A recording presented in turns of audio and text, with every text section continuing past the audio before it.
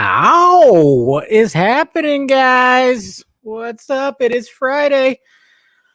Thank God, right? Always a thank God it's Friday kind of thing.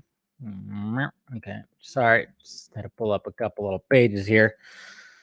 All right, so I got that. All right, there we go. All right, just making sure who's out there. Who's out there? What's going on, guys? Who's out there? Who's ready to party? Fucking party, man. All right. All right. Let's see. Let's go through here. Let's go. Who's alive? Who's alive in the chat? Come on. All right. What's going on, Blake? Yo, Anthony. Dave, should we be worried? No. What's going on, Angel? What? What's going on, Will? Eric. What's going on, Max? Liberty Bro. Bennett, cheers, man. Leo, what's up? How's it going? All right. Who else we got here? Howdy. BVS was good. I agree with your name. What's up, Anthony? How you doing? I already said hi to you, Blake, and everything. Just going down. All right. What's up, George? What's going on? Nicolay, Mr. Vega. Why not stop? That glass of... You envy? Why do you envy? I envy your talent. Christina, you're alive. Is your picture of you eating a pizza? That looks delicious. I might get a pizza tomorrow. I think I'm going to get a pizza. Was I lurking in the shadows? I know. If I don't have like, because I keep it nice and romantic in here. If I don't have the StreamYard screen up that is, white. It's got a white base. If I don't have that up, man, it gets a little dark, gets a little romantic in here, a little more romantic. Cheers, Mr. Symfinity. Yes. Happy Slade Wilson Friday. Yes. Hola, Kevin. TGIF, Evan, man. What's going on there, Lex? Yeah. Hey, what's going on, Jason? What's up, buddy? How you doing? Carrie's here, too. What's going on, Jedi Milf? Gregor. That is a weird set of emojis people use. Kind of creeps me out a little bit just because, I don't know, just kind of does. Claytalian, what's up, buddy? Ryan, how you doing? Good to see you.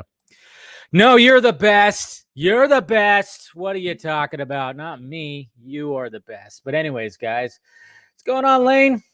And Jose, motherfucker, you're happy right now. Currently 6-1 in the 9th inning. So it looks like the Dodgers are going to pull this one off. And by the way, cheers, guys. Happy. Look at that. Look at that condensation. I finally have room in my freezer again. When the pandemic started, I fucking, I stocked up. I stocked up like crazy. So I loaded up my freezer. Now I'm like slowly like eating all the, some of the stuff that I have in my freezer. So now I have a little room to, stick that vodka bottle in there. So nice and cold right out of the freezer, just the way I like it. So good. It's funny, and I don't think Mama Film Junkie is going to be out in the live chat because I think she's at the river right now. It's funny. My mom actually asked. She goes, "Do you like sometimes just put water in this? You just put water in this?" I'm like, "No, I don't put water in this. You don't just like when you go fill it up again, you don't put water in it because you don't want to drink too much vodka." I'm like, "No, it's always straight vodka. I'm not dishonest like that, Mom. I have integrity." Okay, I have to show off my alcoholism. Okay, it's got to be authentic alcoholism. Yeah, she was all, "But do you do that often?" I'm like, no, Mom. Yeah, usually I only drink half of it during the week. Just kidding. No, usually during the week, yeah, I might have a glass of wine or something with dinner, but I'm not doing this during the week. Fuck no, I wouldn't want to go to work. No, I usually I sip vodka on the weekends, but now I'm like, when it comes to Saturdays, if I'm going to do some live, which I think a certain somebody in a mass is going to do a live stream tomorrow. I think I'm going to, Saturday night live streams are for beer drinking, man. That's what I'm talking about. You guys make sure to subscribe. Yes, definitely make sure to subscribe to the guest tonight. He'll be in here shortly. Matthew McConaughey is going to be in the. Yeah, I saw your comment. And I did do a Google search in it, and it does have Matthew McConaughey listed. It also has Mahershala Ali, Jonah Hill, all kinds of people. Yeah, you can't go by Google's cast of the Batman, but that's pretty funny. But yeah, guys, just want to make sure you guys. Well, first off, if you want to join the Patreon, do so. Oops, that's not the right page. Public page. Got to show the public page. Come on. I hate when it does that. It's like, can you just show the public page? But I appreciate the people who have joined recently. Thank you, everybody. I should read off the names. That's what I should do. Read off the names, view the page. But if you want to join, help out the pirate ship, I surely, I appreciate it. It's pretty awesome. Let's see. How do I'm still learning Patreon and all the stuff on it, but yeah, I can't seem to find the names. Oh, here we go. Patrons. Okay. No, that doesn't work either. All right. Well, thank you for everybody who's become a patron. Somebody actually today just joined up. Forgot what his name was. I was going to give him a shout out, but I suck. But yeah, it's just, damn it. You click on the Patreons tab and all it does is bring up stuff. What's this? I'm still learning. Still learning, guys. Still learning. Okay, here we go. Yeah, Neil Malazia. And we got Jaime or Jamie Cordova. We got Andrew Harris, Jacob, Mr. Jacob. You're usually out there in the live chat. Don Bell, Jeffrey Hodges, Justin Tomato, Darren Crenshaw, Pravinder Singh, Mr. Scott McClellan, of course, and Mr. Stephen Colbert. Thank you guys for contributing to the empire. We got Dwan Cannon, we got Smith the Son, and we got Alan Paxton, man. Alan Paxton's still out there. I haven't talked to that guy in forever, man. How nice of him. But anyways, also, guys, let's see. Yeah, so if you guys want to do that, go ahead and want to help out the pirate ship. And like I said, when I do the live chat with the audience, with the fans, the patrons are of course first in line. I know I still got to do that OnlyFans, right? One of these days I'll summon the courage to do that. Nah, one of these days. But also, guys, got to make sure exclusivo. You guys love that little guy. What's funny is, like, if you actually type in Film Junkee in the GIF search of Twitter, you'll find that GIF, and you'll find a couple of other GIFs that I guess were loaded up in that thing. But yeah, guys, there we go. We got exclusivo merchandise in the Film Junkee closet here. So you can get yourself a comfort tee, you can get yourself a hoodie, you can get yourself a mug, or you can get yourself a mask, since that's the thing now. Masks are gonna be just a thing now.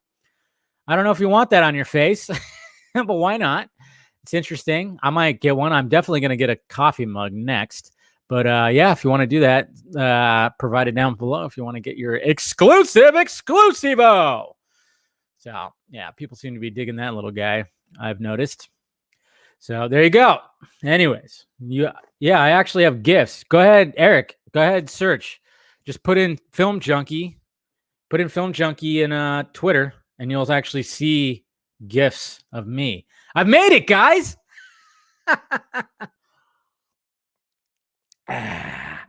Yep, such a clout hog.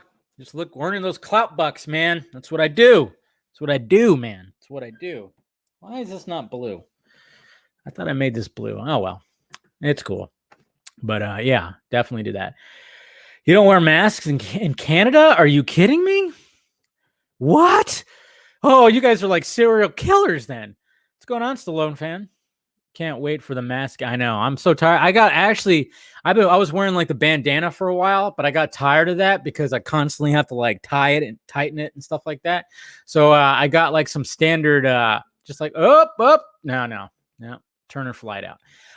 So I got like a standard, just cloth mask, navy blue, which I love navy blue. So I just got a couple of those, and it's better, but at the same time, I'm just like, God, I'm so tired of fucking, because what was I doing? I was like hustling around the grocery store after work. No, I was hustling around the mall. By the way, I got one new pop. I got the Red Rain. What is it called? Fuck, I forgot. I got this version of Batman. What is it? Damn it. I'm like totally blanking. Is it red? Yeah, I got it right. Red Rain. Duh. Jesus Christ. I got the Red Rain Batman. I was like totally drawn. I'm like red. I started thinking about the Slayer song, Rain in Blood. But got this little guy.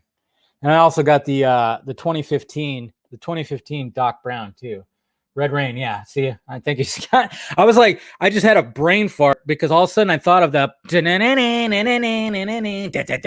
I thought of the Slayer song, which is "Raining Blood," and I was just like, yeah. So got that. Got another Batman in my pop collection, and yes, I also got the 2015 Doc Brown. I figured I should because I had the 2015 Marty. So, but that's up there in the TV stand. Got to keep it with the collection.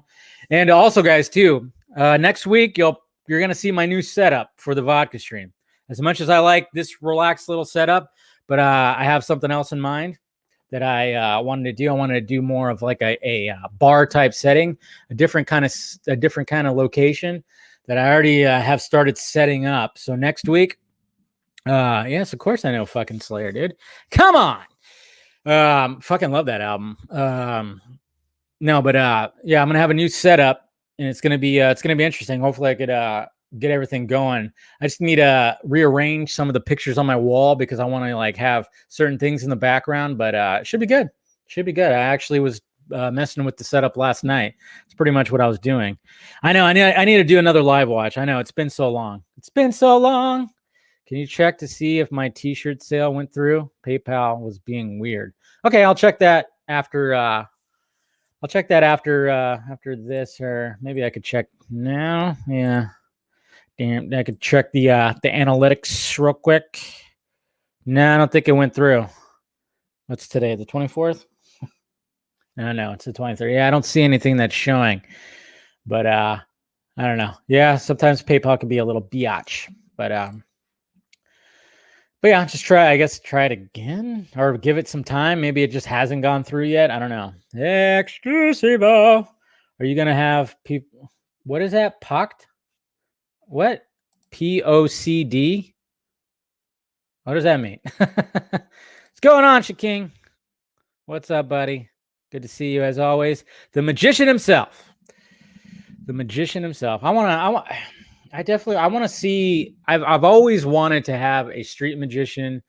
I always wanted to be part of like a street magician trick, or be part of the trick and also have a trick performed on me. So if I'm ever gonna go to New York, I'm gonna look you up, Shaking, man, and I want you to blow my mind. Blow my mind. There you go. There you go, Eric. Yeah, see, told you. I told you. Right there. Canada is a great place. That's right here. I hear it's pretty good up there. Buying 3 shirts? God, McClellan, you're too good to me. Have I told you that lately? You're just way too good to me. I'm just saying. But yeah, if you want to go get an exclusive shirt, are you going to have pics of us? Is that what that meant? Damn, Everts. I thought you were like talking about people of color. What? Pics of us? Yeah, I should have all your guys' images behind me now, but I'll have a certain framed. I'll have something framed behind me. I have a couple things framed behind me. One thing that's a rare. Well, 2 things that are rare. It's going to be 2 rare posters, pretty much, that will be behind me for sure. You'll probably see my little bookshelf, my little tiny bookshelf that I have. I'll have, because it's going to be it's going to be on the opposite corner where I'm at right now in my apartment. So it'll be good. It's going to be a nice little, yeah, it's going to be a nice little thing here. What's up, everyone? Yeah. Go ahead. Check the new video. I haven't checked the new video out, but I definitely will. I'll take a scroll down your Instagram page. So, all right, time to get my guest coming along in here. So hopefully he'll be in here shortly. So you guys know who he is. The oh yeah, I should have like yeah, that's what it should be. It should be like I should have like a neon sign that says 40 Club or something like that. Should have that specially made 40 Club neon sign, bar sign. And it should be the 40 Club. If you don't want me on, no, I'm not going to do an election night. I'm not going to do an election night stream. Fuck that. It's gonna be a shit show, man. Shit show. Dave, live stream with Chris Wrong. Well, hopefully he'll show up tonight. He usually does. You know, he hasn't. I know he's been busy because, you know, he's got to do his fatherly duties, man. He's got to do his fatherly duties, and sometimes he doesn't make it because he's still 2 or 3 hours. I think he's 3 hours behind me, so he needs to do his fatherly duties up to a certain amount. And sometimes, yeah, by 11 o'clock, it's only 8 o'clock his time. So he's, you know, it's not any time to jump on the stream. So hopefully he can make it tonight. But if he doesn't, totally understand it. All right. Let's see. All right. Let me go ahead and set the tweet. All right. All right. We got we got my guest here, and you guys know him. He just recently made the 16-bit Snyder Cut trailer, which blew our minds. Pretty good stuff. I'm pretty sure you've seen his work. Mr. John Stratman, how you doing, sir? I'm doing okay. How's it going? All right. Thanks for joining the stream tonight. You've become kind of popular recently. I mean, people have seen your work. I've seen your work before, but I never had a face to go with that work. And now I do. And thank you for joining, of course. Oh, it's great to be here. Yeah. So where are you at? You're in Wisconsin, right? Yeah. Okay, cool. And I see you have some movie posters behind you. Nice. Which yeah. I see the when I went to the Mystery Men. Okay, now I like you even more. Yeah. I was gonna go on the Nicotina show the other day, and I was like, everybody's got these nerd shrines behind them, and the most I could scrape together was Mystery Men. So, dude, hey, there's nothing wrong with Mystery Men. I keep telling people. I mean, if you like the boys, go check out Mystery Men. And when you kind of think about, because it's almost in the same vein, you know, you got your superheroes that are sponsored and all this stuff, and then you got your wannabe superheroes. It's a great movie. It's a good little spoof that a lot of people don't know about, and I really love that movie. But yeah, so thanks for joining us. So yeah, if you guys want to subscribe to Mr. Stratman's channel, got it right here. And yeah, so basically, obviously this one right here is making the rounds, but I noticed that, I mean, you got your channel right here and you got your videos, but you've actually done work for like Mr. Sunday Movies and like Joe Blow and stuff like that, right? You haven't just done stuff exclusively for your channel. Yeah. Well, one of the things with like making online content was I was just like, oh, I don't know if I could ever make a living doing online content, and it's mostly because I have not tried like putting consistent energy into my own channel. So Justice League was hopefully the first in many to come when it comes to putting stuff out on my own. Yeah, hopefully, because I mean, it really blows my mind. Like when you watch it, I mean, you get every little scene, and like we'll show just a little bit of a clip right here, just so people, I'm sure everybody in the live chat seen. I even did a live reaction on Film Junkee Live, so kind of already like ran through it, but we'll go ahead and mute it. But the 16-bit stuff, I mean, talk about just bringing you back. And you know, this shot right here I specifically wanted to talk about was the fact that, because anytime you had a 16-bit game and there was fire in the background, it just seemed like all they had to do was just mess with like the tracking or whatever, and make it all wavy and scrambly. I mean, when I first saw that, I was like, holy crap, that's exactly how these games were. It's exactly how these games were. And I just laughed when I kind of laughed, and I pointed that out when I was reacting to it, but it totally nailed it right there. Well, the background, the apocalypse background, it is actually taken from Justice League Task Force, where you fight Darkseid. Okay. And I added the distortion. Yeah. Well, to me, it's just always just think about, you know, like what were these systems capable of? Like I try not to go too crazy with effects that are like way too advanced, but it's yeah, that's the way it is. Yeah. Now, how long does it actually take you to do? I mean, obviously it depends on how long the actual video is, but say the Snyder Cut trailer, how long did it take you to do that? I started working on it about a week after it dropped, and September was a crazy month for me. I had a whole bunch of other stuff going on, and I was doing something for a client, and so I had a lot of delays on Snyder Cut trailer, but you know, I just kept at it, and I'm really happy with how it turned out. No, it turned out great. Like I said, I mean, you captured like every single scene, and just, I mean, and you know, for everybody, I mean, obviously there's going to be some youngins in the live chat that are like 16-bit. What? You know, I didn't play that. I mean, but when it comes to, you know, us, I mean, that Well, was your jam. I didn't grow up with the Super Okay. Nintendo. How, I okay, grew up how with old the are Game you? Boy Advance. Oh, you were okay. How old are you again? I am 25. Yeah, think about that. Yeah, Quarter of a so century. So yeah, so you didn't really it's grow up with that too much. no, but there is something about like dusty Yeah. older video games that I think has a really nice, you know, charm to it. It really Uh, does. I mean, even, you know, playing games like that. I mean, growing up, I used to watch. I was never like into like the RPG games like growing up too much, like your Zeldas and whatnot, and your Mario Brothers. I was more into like the sporty type games or like, you know, anything of Batman or whatever.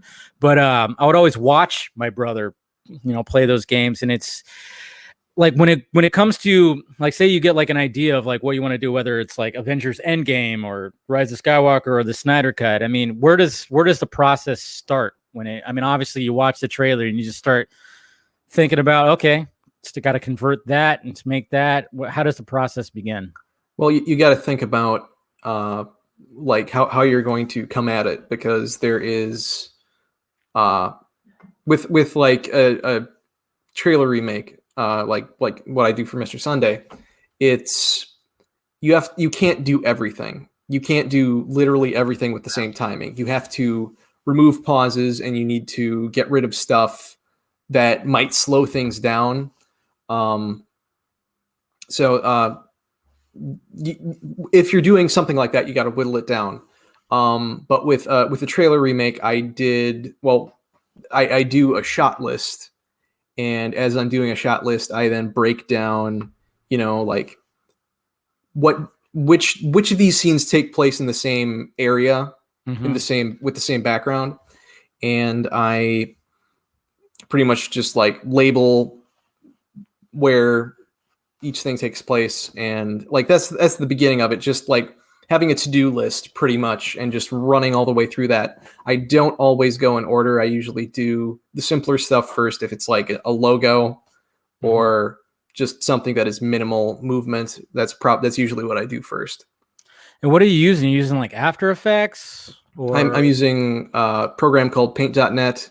Okay. I'm using After Effects.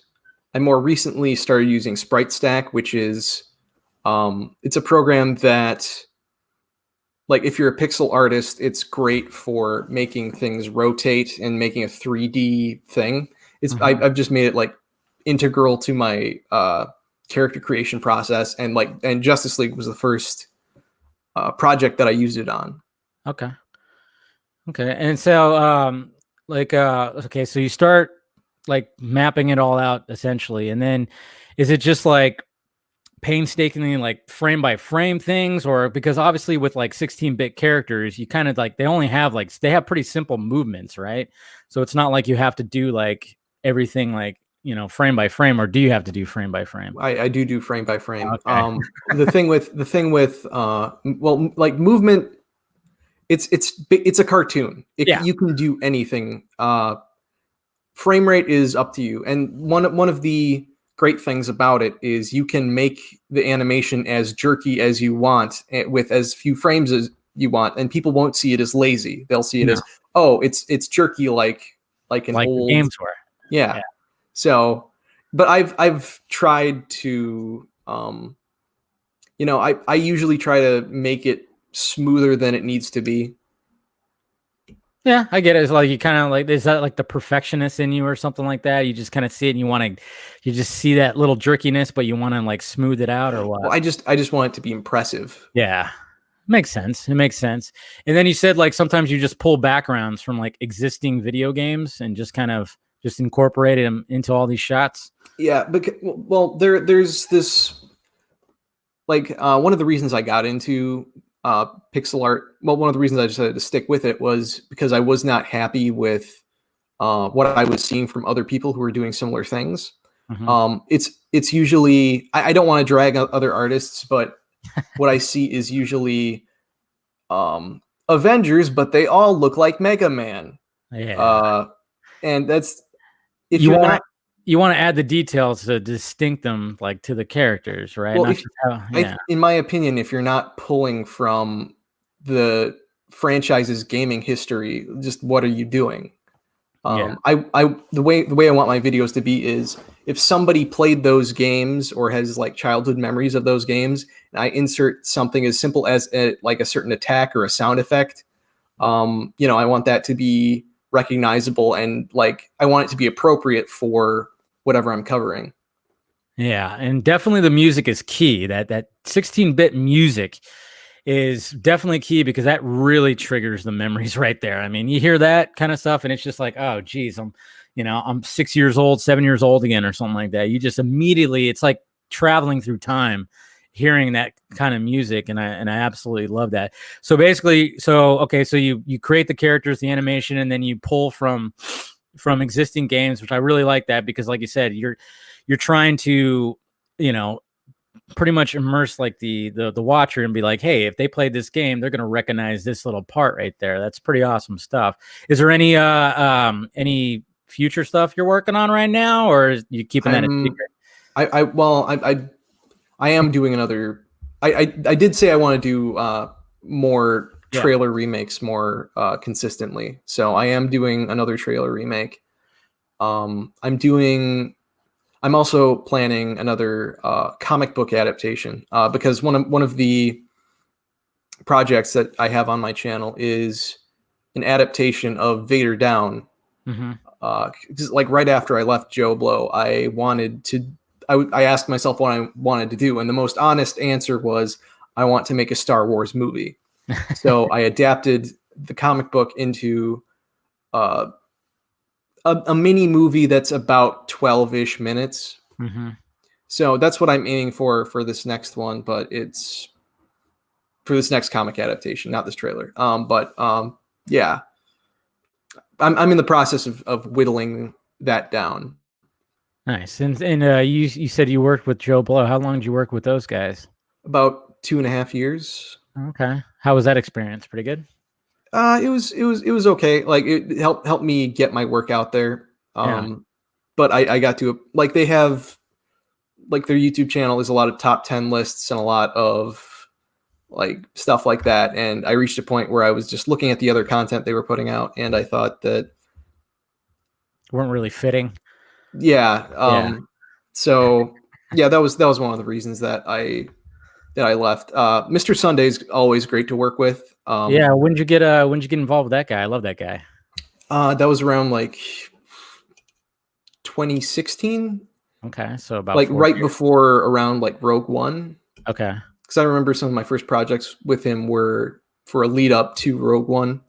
And after Rogue One came out, the first 16-bit scene was the Vader hallway. Oh yeah, that's right. Yeah, you have that video on there. Yeah, awesome scene. But so like, how long have you actually been doing this kind of work? Like, I mean, well, first off, where did you learn how to do? Did you go to school, or is it all self-taught? I've been doing it since late 2015. I pretty much learned as I went. My workflow now is completely different from what my workflow was 5 years ago. Oh, I'm sure. Yeah, high demand now, kind of.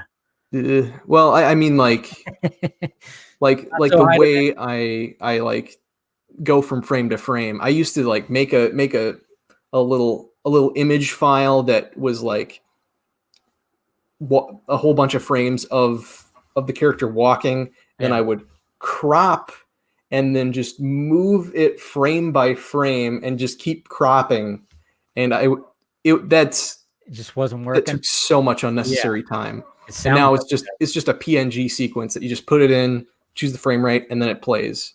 That's awesome. Yeah, that's awesome. But like, what was I gonna ask? I was like, so when it comes to like all this, is there any like direction you want to go? Because I saw like your open letter to Polygon. Are you trying to get in with those guys, or what's going on?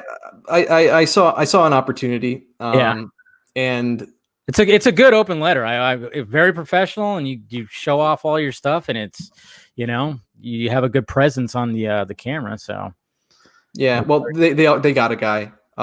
did they? Yeah, and Lame. I'm sure he'll do well. No, I was, and I still am looking for like a main Go Dodgers.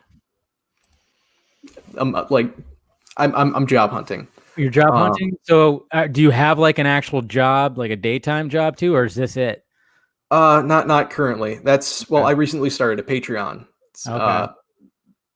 Like I'm doing okay. Feel free to But plug it. Feel free to plug it if you want to. yeah, and if you do subscribe to Patreon, you will see the first look at what I'm currently working on. Ooh, fingers crossed it's the Batman trailer, guys. Fingers crossed it's the Batman trailer. That's a pretty good trailer. Yeah, it's a good trailer. I just only because I love it when 16-bit dialogue shows up, in the little window, and I want to see that when it says "I'm vengeance." That's the part I'm looking, and then the part where he's like beating up the guy. Obviously, I want to hear those 16-bit sound effects where it's like. So I'm not saying that I'm like, that is the trailer or it should be the trailer. No, but yeah, when it comes to where you want to take your channel. So you're just putting out these videos, and you're obviously you were trying to, try to get the job with that, but are you just kind of just hoping like, okay, so maybe the YouTube will take off, the Patreon will take off, and it'll just kind of keep you going, or what? That's the hope. Like my pipe dream is to do original content. Like like I've got this like sort of universe that I've kind of been building on paper for a while now that I'm hoping then that in at least the year I'll start actually producing it and do an animated series. That'd be pretty sweet. That'd be pretty sweet. And then, like when you do some of these trailers, like it's obviously these are big brands. Do you ever get like any kind of copyright or any kind of anything that comes after you, or like they just go, whatever, nothing? Well, with the only thing I've ever gotten claimed was the beginning of Vader Down, because I used the Star Wars fanfare from the Super Star Wars games. Okay. And so. The YouTube gods did not like that, and they could be assholes sometimes. That's for sure. Yeah, well, they said it was the opening of the Clone Wars show, which it wasn't. And so whatever. But when it comes to trailer remakes, they're recreations of bits of advertising, and they help they enhance brand awareness, and it does. It falls under fair use, that category where it's like, because you actually are like, you're taking something and you're making it your own. It's not like you just ripped something completely off or anything like that. So it does fall under fair use. But I know the rules under fair use can get so weird sometimes. I mean, I run into that all the time if I'm reacting to like a trailer. Like before I even publish it, it's already bink. I get that email that says, "Hey, guess what? Warner Brothers claimed your stuff." And I'm like, okay. And then of course I try to fight it. And so most of the time it comes back and it's like, hey, good news. But sometimes they'll just be like, nope, they feel it's still. And I'm like, okay, that's not right. But what can you do? I'm surprised that that the music from the Snyder Cut trailer that I put out did not get claimed. Because Alex did a fantastic job doing the music for that. Do you have a guy that does your music? Yeah. Well, the people I've worked with music, like it's changed from project to project. When I was doing 8-bit trailers, that was I asked them to bring on the guy that does 16-bit scenes with me, Kenny Mack. He's amazing. And then I think I needed somebody to do music for Vader Down, and I got approached by Amina Kamel, and she did a great job doing an original score for that. And then she also did the score for the Rise of Skywalker trailer, which was that was like sandwiched in between both halves of Vader Down. And then I was talking to Alex Mott about doing the music for this comic adaptation that I'm working on. And then I thought, I should do. I thought about like switching to Justice League, and I just told him, "Hey, you want to help me with this?" So he did music for that, and he's doing music for the next one too. So he's great to work with. Okay, I saw that you had a video where you were doing like a live stream with somebody. Is this that guy? Because I dug it because you guys, both your avatars were like 16-bit versions of yourself. Oh no, that is Rob Levy. He did. I wanted to have a conversation with him because he also did a Star Wars comic adaptation. His is a Han Solo comic. And his is also pixel art, but it's a completely different approach from mine, where it's like I'm trying very hard to stick to the limitations of video game consoles. What he does is they're pixel art characters, but they exist in a 3D space. Okay. And so it's shot very much like a normal movie would be. It's very, very cool. And he's got voice actors and everything. Wow, he's got the whole nine. I have to check that out. So, speaking of Snyder Cut stuff, I mean, are you kind of up to date with all the stuff that's happened with all that? And what are your thoughts? What are your thoughts? Oh. I mean, well, I guess the first thing I can ask is like, were you a fan of like Man of Steel, Batman vs Superman, those movies? I hope I don't get flack for. For guys, this. I'm gonna kick him out. Just kidding. Man of Steel, I think, is really cool, but I think, to me, I put down the pitchforks. I think that it's missing something.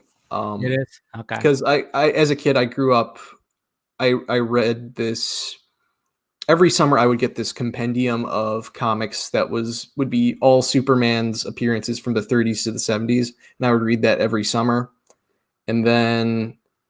I would also watch the Max Fleischer cartoons, and I loved the Christopher Reeve version. And just like something about the cheesy optimism that there's like, I really missed that in Man of Steel. Batman v Superman, I remember when I first saw it in theaters, I loved it. And then I saw it again in theaters, and then I was just like, oh yeah, I see all the criticism. And then I watched it again, and I kind of liked it again. Have you watched the Ultimate Cut? Yeah, I haven't watched that all the way through. I've been meaning to rewatch Man of Steel and Batman v Superman soon. Do it, and then make some 16-bit scenes. Just kidding. No, but like, yeah, that's fine. I mean, like I said, I mean, nobody's gonna, it's people in the chat. They don't, we're not gonna. There's no pitchforks or anything like that. Not yet, at least. Oh, no, I don't even see the chat. Yeah, it's fine.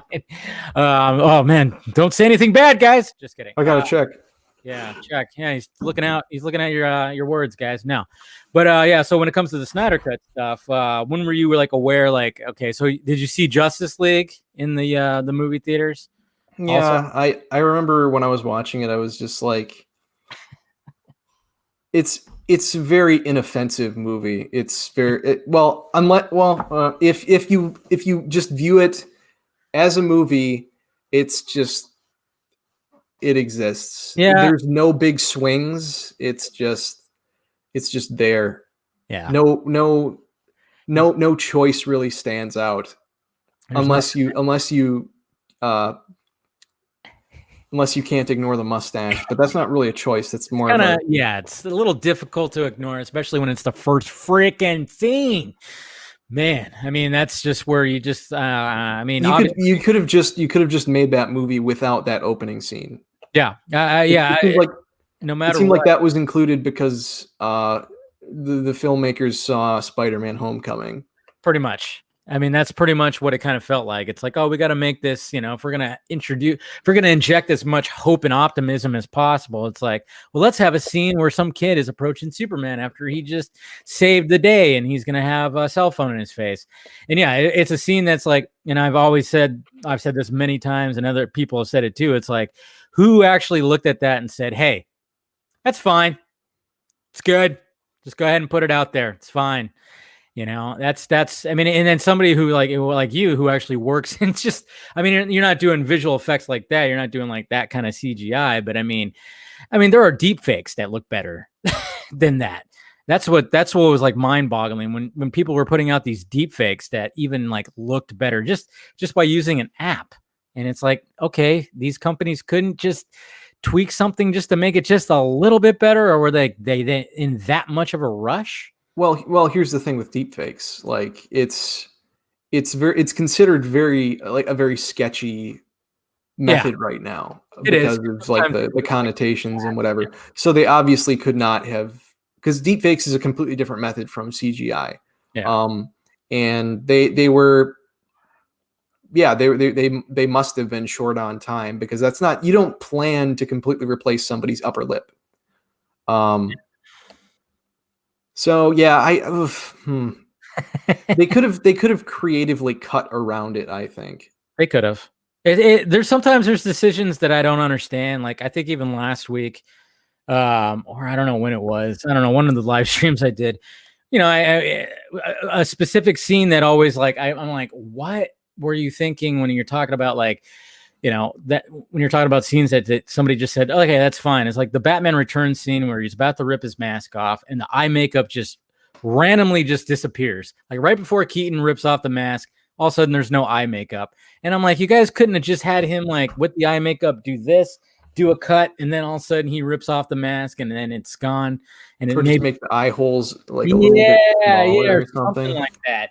And I'm just kind of going, it's so painfully obvious, because it just cuts to Selina and then it cuts back to him. And there's literally like, I mean, the Batman Returns cowl mask had like these big like eyes, you know, so it was just super noticeable. And it's just things like that I just kind of wonder, like who, the director, I mean, obviously I just like, who approved all that? Like what are the editors thinking when they see that? I mean, there's certain things where, I mean, one of the things that, you know, being in video and been editing for years and years is it's a blessing and a curse, because when I watch a movie or I watch something, I could see like the bad edits. I could see like, oh, there's the camera right there. I just saw the reflection, or I saw the shadow, or I saw something. I'm constantly scanning the entire frame.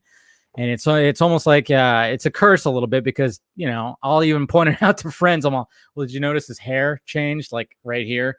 When it cut right here, all of a sudden his hair's longer. It was a reshot scene. They shot that like months later.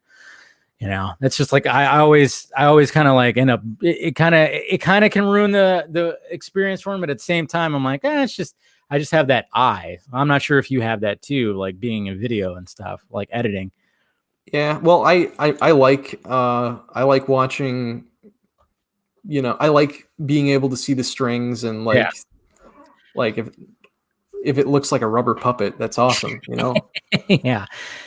I mean, that's what's kind of cool. Like, you know, like recently we're seeing, you know, set images from the Batman or set videos and stuff. And you're like, what are they doing? What exactly is happening right here? We got the stuntman up on this ledge and he's got a squirrel suit on and he's leaning forward. And I'm like, where is this going to lead to? And I love seeing behind the curtain first, because it's like, it looks ridiculous. And then all of a sudden when you see it on the big screen, it's like, oh, okay, that's what they were trying to achieve. That's awesome. Look what they did. I saw that, you know, a year and a half ago when it was just like something that was absolutely ridiculous. You know, or in this case, 5 years ago. Right. Oh yeah. Especially, are you talking about with the Snyder cut? No, I'm talking about all the delays and stuff. Oh, but, yeah. It's going to be, I mean, here's hoping it's not delayed again. Is there any movies that what movies are you looking forward to there? Well, pretty much. I was really looking forward to No Time to Die. No Time to Die. Yeah, I heard that's actually Apple might actually pick that up. Yeah, talk about that. It's going to be on a streaming service.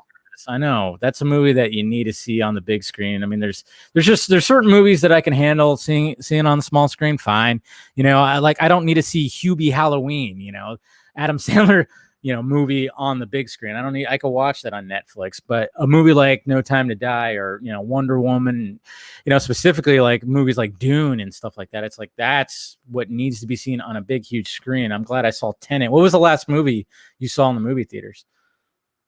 I think it might've been, oh goodness. It was a date. I think it was Sonic. It was either Joker or Sonic the Hedgehog. I think it might have been Sonic the Hedgehog. Probably. If it was a date, Joker's not really a date movie. Well, I did see Joker on a date too. Oh, it did. Hopefully, did it work out?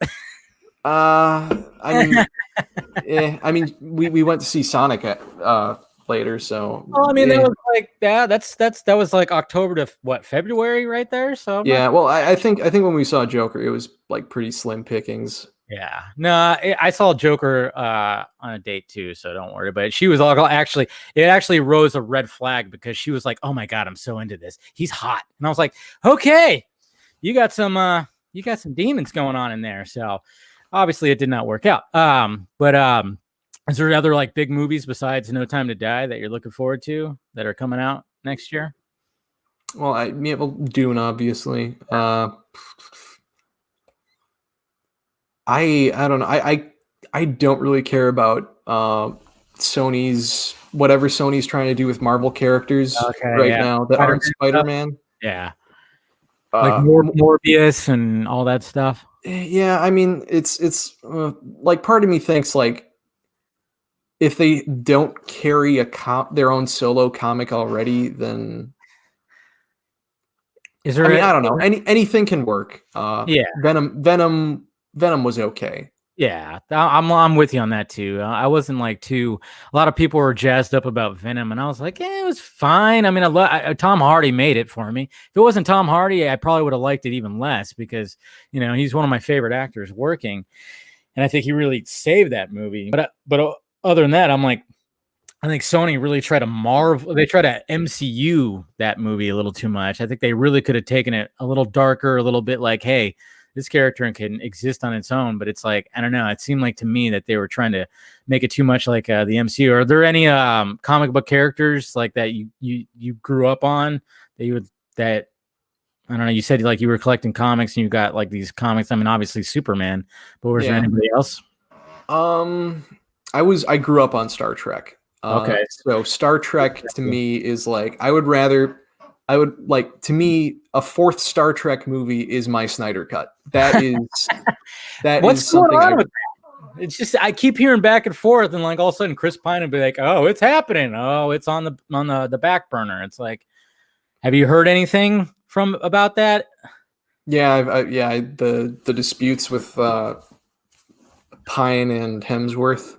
Is that what's happening? Like they wanted to be paid higher or something. Well, yeah, I heard it was that they had a contract they had signed on. Yeah, and then they told them, actually, we're going to pay you less than what you signed on for, and that's what the dispute was about. Jeez. But yeah, because like the fourth one's supposed to be like a time thing, where because obviously Chris Hemsworth, before he became Thor, before people knew who he was, he's Kirk's dad. He played Kirk's dad in that opening scene in the first Star Trek. And I remember hearing that they were like going to be toying with that because they already were toying with the whole time travel thing with Spock. Well, might as well do it, again and now that Chris Hemsworth is like this mega movie star, it's like, well, it's purely a creative decision. It has nothing to do with Chris Hemsworth's star power. Nah, yeah, you're right. You're absolutely right. Nothing to do with that. Nothing to do with that. I'm crazy. I'm crazy thinking right there. But crap, I forgot to put our names up right here. Anyways, so you're a Star Trek fan. My dad is actually a big, huge Trekkie. But he's all about the original Star Trek and of course Star Trek Next Generation. So I kind of grew up on it a little bit too, but I wasn't into it as much as Star Wars. Star Wars was more my jam. It was more of lightsabers and the Force and stuff. But what were your thoughts when you heard? Because obviously there was the back and forth about Star Trek 4, but then there was like this, hey, guess what? Quentin Tarantino might want to make a Star Trek 4, and I kind of see your face kind of go, you think for it? I don't like Star Trek Discovery doesn't really do it for me, and okay.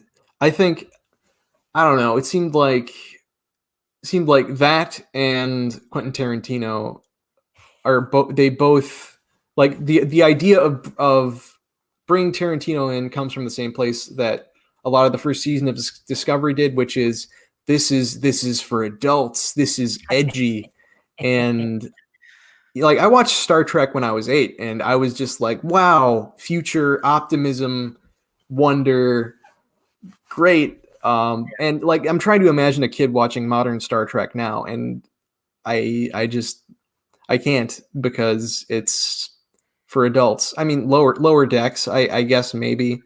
Yeah. Well, I think But one of the challenges is to like you said, like trying to get kids to watch it now. I mean, when you compare it to Star Wars, I mean, obviously there's a lot of action that happens in Star Wars. When it comes to Star Trek, I mean, it's Star Trek. They're exploring. They're not soldiers. They're not like these these badasses. and it can be like it's more philosophical and Yes. stuff. Like I watching Star Trek, I learned about Shakespeare and Yeah. the gunfight at the OK Corral and a whole bunch of like it's like it's a slow burn. It could be a slow burn because they're exploring new worlds and everything like that. And I think, I mean, I don't know how you feel about the the new trilogy, the rebooted trilogy. I thought the first Star Trek was pretty fantastic. I thought who they cast for the roles all nailed it. I thought it was great.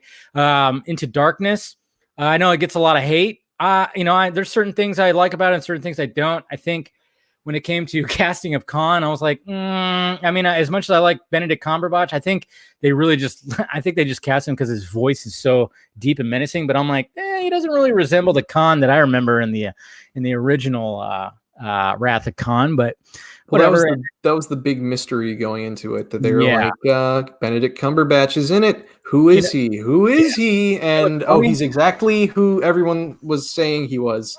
Except for my dad. My dad did not believe it. And I was like, all right, okay, you're in town. We're going to go see the movie. We're going to bet a 12-pack of Corona. I'm like, I'm guaranteeing you, he is Khan. And it was funny because as the movie kept going on and little inklings, little hints about the superhuman element and everything started coming about, like I could feel him going, oh. And I even heard him go, oh, okay. And then I'm like, I looked at him, I'm like, he's Khan, isn't he? He's all, I think he is.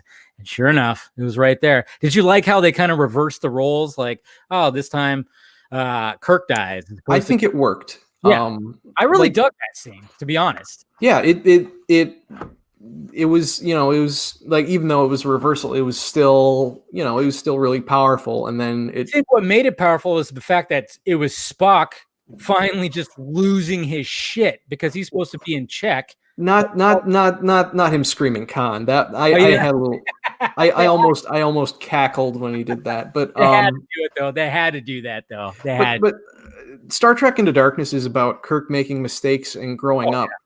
Yeah. And I think that was done extremely well. And there were a lot of like the Benedict Cumberbatch reveal thing is all that anybody ever remembers from that. But there are some great little moments like when the Vengeance is powering up weapons and then it shuts down, and then Scotty comes in with "Guess what I found behind Jupiter." That's such a great moment. Well, Simon Pegg's fantastic as Scotty. Yeah. I mean, that's probably my favorite casting of the whole crew is like him. And then I only saw what was the Star Trek 3 was called what again? I forgot. Star Trek Beyond.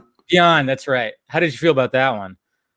I actually, well, since I knew that J.J. Abrams was not directing this one, I kind of missed when I first saw it. I kind of missed like the sort of gritty handheld style.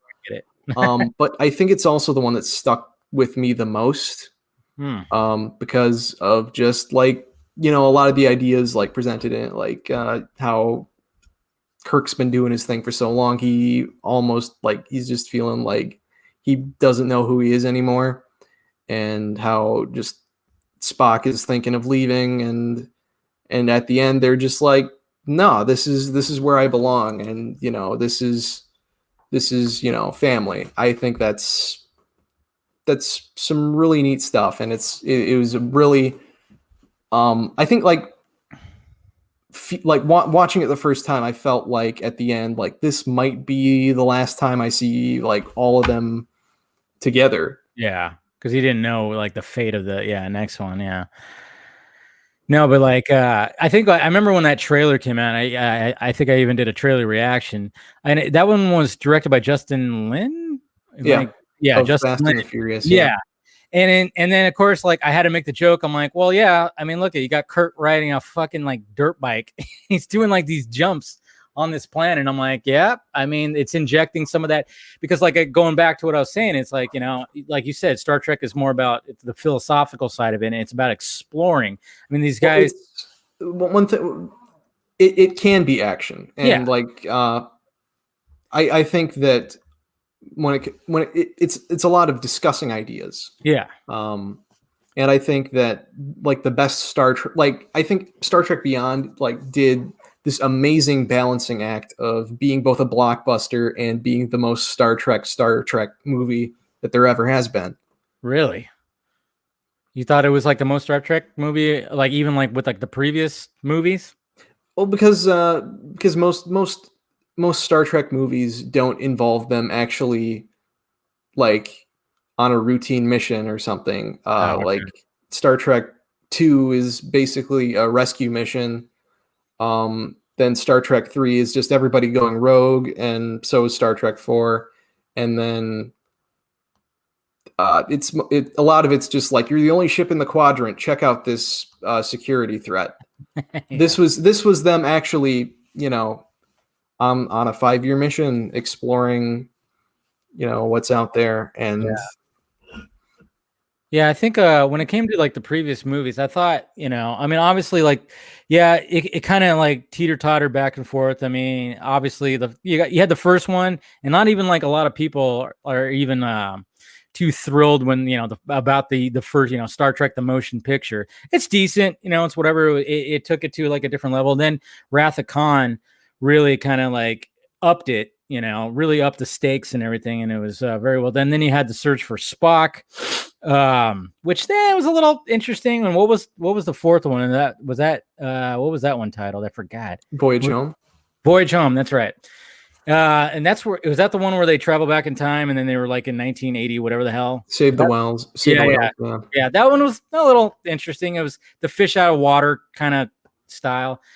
And but well, I think when they finally made the transition between, you know, Star Trek Generations, I thought was done very well. The way that they transitioned it and had both the captains, they had Kirk and Picard.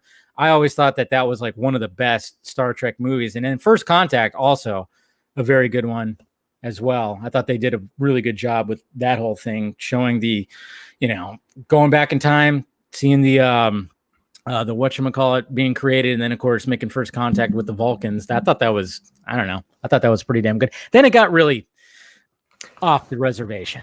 I was just in the original series as a kid. I watched a little bit of Next Gen, but Generations is the only Next Gen movie I've seen multiple times. Really? I like the other ones are just a blur to me. Yeah, should revisit them. I mean, like First Contact is actually really, I thought it was done very well. But I mean, like when it comes to like the original, I mean, yeah, it's cheesy. There's a lot of cheesiness to it, but I mean, it was you know, it was revolutionary. I mean, it was like the things that happened in that series. I mean, there was stuff that you never saw. I mean, imagine being back in that time period and watching a show like Star Trek and being like, holy crap, look at this. They're like in space. They're beaming up. They're doing all this stuff. They're fighting monsters. And Kirk keeps on kissing these like ladies that are all different kinds of colors. It's crazy. It's crazy. But I mean, that show really, I mean, it's iconic. And it's crazy how there was only like, how many seasons? There wasn't even that many. Yeah. 3 seasons. I'm like, that baffles me when you think about these old TV shows, your Gilligan's Islands, your whatever the hell you want to, and then you go like, oh yeah, there was only 2 or 3 seasons. Like, really? Like I think the original Mission Impossible had 7 seasons, and then it had like a revival in the 90s. Yeah, they try to bring it back, but which I'm wondering if they'll ever like go back to when the 80s. No, not the 90s. Yeah, it was in that's when the movie started. Yeah, taking place. But I'm wondering if they'll ever like when Tom Cruise finally goes, okay, I can't do anything else. There's nothing else I can do. There's no other stunts. I wonder if they'll ever like, hey, we got all this streaming stuff. Let's go back to the basics of Mission Impossible and stuff like that. And have you watched Picard? I heard that was, I've heard mixed feelings about that show.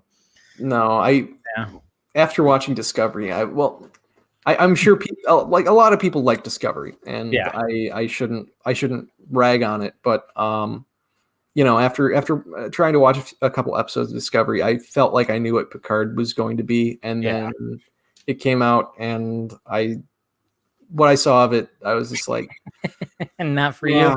Not no. for you. Not for you. I get it, but yeah, I mean, yeah, we'll see what happens. I mean, I when I heard the Quentin Tarantino thing was like going to move forward, I think I made a video about it a long time ago, and I kind of joked about I played Quentin Tarantino pitching it, and then J.J. Abrams listening to the pitch, and it just kind of seemed like, wow, just imagine that pitch with those two directors in the room. I mean, they're so polar opposite. I can only imagine what the pitch was for that, and so it's going to be interesting to see what happens with that. I want to see another one because I like the cast. I like Pine as Kirk. I like I can't remember his name. Who plays Spock? Who plays Spock again? I'm totally drunk. Who? Zachary Quinto. Zachary Quinto. Yeah. I mean, that whole cast. I mean, it sucks that what's his name died. Who played man? I'm just Anton. Yeah. I mean, he did a great job with the accent. I was like impressed on how well he did that accent, that Czech accent. He did a very good job. He's actually Russian. Is he Russian? I thought he was Czech. Oh. No, Chekhov is his name. Oh, see, there it is. Chekhov, obviously. But anyways, I'm going to start bringing in the panel. I don't know if you want to stick around and chat it up a little bit, or if, I don't know what you want to do. I could stick around for a bit.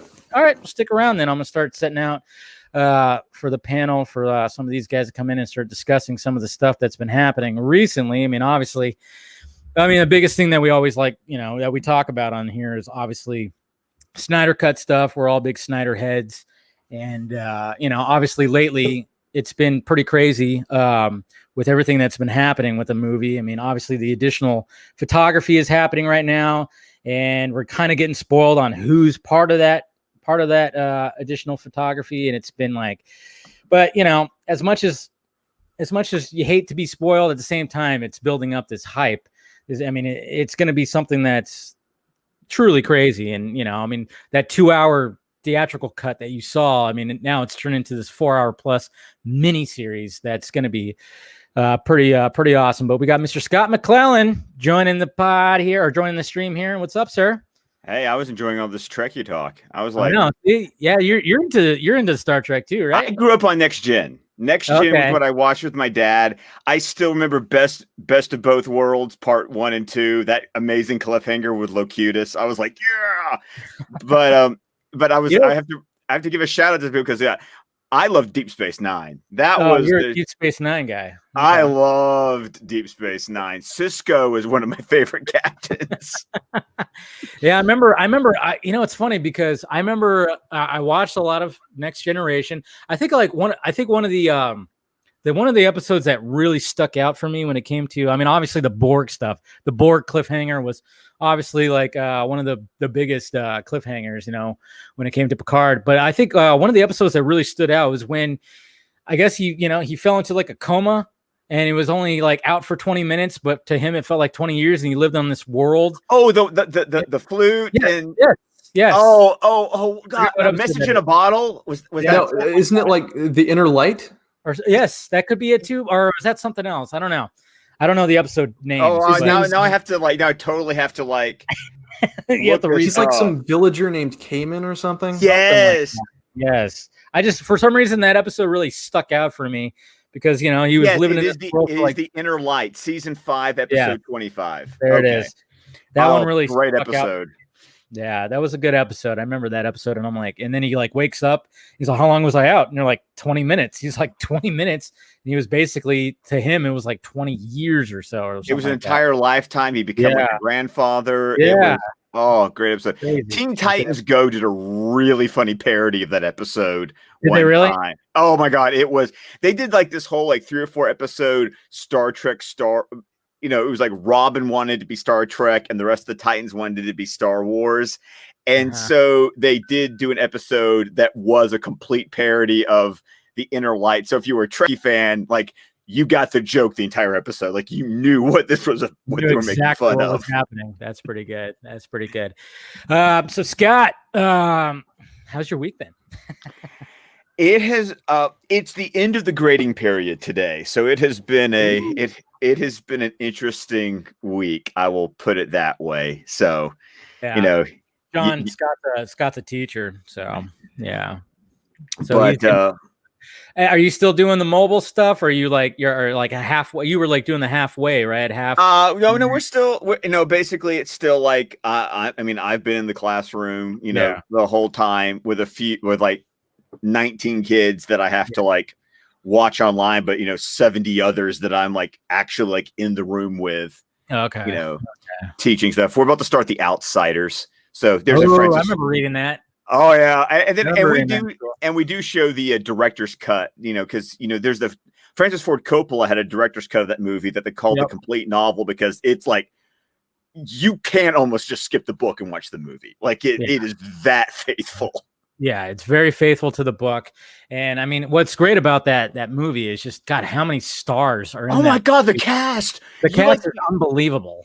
Oh my God, unbelievable. You just point people out. It's like there's Matt Dillon, there's Tom Cruise, Emilio Estevez, Patrick Swayze, Ralph Macchio. I mean, it was like there's so many people that the kids nowadays don't even know who they are. Yeah, and then Thomas C. Howell, and everybody's like, who? Who?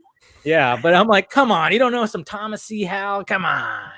No, but it's just crazy, like who's in that movie. You see that poster, and you're like, holy Diane Lane. Diane Lane was in that. Oh man. Yeah, she was Cherry. Yeah.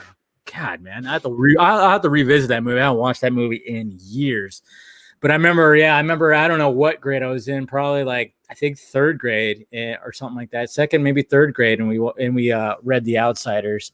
And Pony Boy and all that stuff, man. I mean, talk about a coming of age type of story. But so what are your thoughts? I mean, you got the Joker shirt on. Love the Joker shirt, obviously, with the news that came about that Mr. Leto has returned to the makeup, even though like he posted an image today, everybody, and he was recording music and he was still, long hair, beard. And I'm just kind of like, interesting. I was at an old picture because he likes to do that.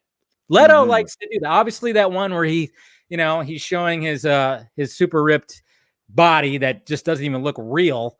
I mean, freaking looks like it just your Film Junkee live video that night was really hilarious. By the way, you had a little ab envy going on. I always have ab envy because he's just that kind of guy. I had one of my buddies, Craig. He's like that too. He's a skinny dude, and like he doesn't have to work out, and he takes off his shirt. He's got abs up to his chin, and I'm like, what the hell, man? And then when he does work out, it's just everything pops out more, and I'm like, after 2 weeks, I hate you, man. Meanwhile here I have I don't eat bread. I'm like, I can't even eat bread. I gotta like cut out the bread. It's gotta cut out everything, and then like in order to like keep some abs going. And but yeah. But hey, 1 minute, Dave. Before we get started, though, I have a bone to pick with John here. Okay. I have a bone to pick because he talked about some dusty old games. I feel a little insulted about dusty old games. I mean, what are you saying about me here? I mean, really, am I dusty and old, John? Is that what you're trying to say? That's exactly what he was saying. I'm just saying. That's what I gathered from it, right? Yeah, in the plastic shoebox. Like, is this so 90s that I have my Super Nintendo games in a plastic shoebox? They're pristine. I mean, those are relics now, man. John, I mean, do you have do you have a similar thing? Do you have like a shoebox or any kind of box full of your Super Nintendo games? Oh yeah, I have all the console emulators. Sorry. Whoops, we didn't say that. Oh, he's a baby. He's 25. I mean, come on. The emulators are cool, man. When I started hearing about those emulators, man, the first thing I put on my phone was Streets of Rage. Sega Genesis, I mean, this is not, of course, Super Nintendo, but a Sega Genesis, Streets of Rage, that was my jam. Every time, I never owned a Sega Genesis, but my cousin did, and every time I go to his house, man, just hours and hours of Streets of Rage. I don't know if you guys played that, but so good. I did. I played it when they did like the Sega Genesis collection for the PS3 because I didn't have a Sega Genesis. I had a Super Nintendo because I had to pick one, and so I was a Nintendo kid growing up. Yeah. I remember when I found out about emulators. I remember trying to find a decent emulator of the original arcade version of Captain America and the Avengers. Nice. Because when they did the Genesis and the Super Nintendo ports, it wasn't the same. And I have such a deep affection for Captain America and the Avengers because I remember I went on this Boy Scout trip with my dad, and it was we got in a car accident on the way there. It was a poorly planned trip. So like halfway through the trip, we just like got off. Like we just went, nope, screw this. We're going home. So my dad and I drove back from Arkansas to Alabama, in the middle, like one night, it was a red eye. We're just getting home. And my mom and my sister were out of town with my grandparents because they thought that my dad and I were going to be gone all week. And so my dad was like, let's treat ourselves. So he took me to this mall that doesn't exist anymore, went to the arcade, and I played Captain America and the Avengers from start to finish. Dad just kept on feeding me quarters. It was the first time I ever beat a cabinet game from start to finish. And so I just always wanted to have like the true version of that game because Vision was my guy. I loved playing Vision in that game. Yeah. That was one of the few games that I actually did play on an arcade cabinet. And like I was super young, but like I never forgot it. And like when I wanted to make when I first did an animated Marvel thing, which was my Civil War trailer, I knew exactly what I wanted to base it on. Yes. All right, we got Mr. Stephen Colbert joining the stream. What's up, sir? Hey, what's up? Look at you, Stephen. You got a new camera. Look at that. New camera? No, it's the same camera. No? Oh, it just looks better. No, I mean I've been slowly fixing my setup week by week. So I mean I think you even I know. Look at this. You got like a shrine behind you.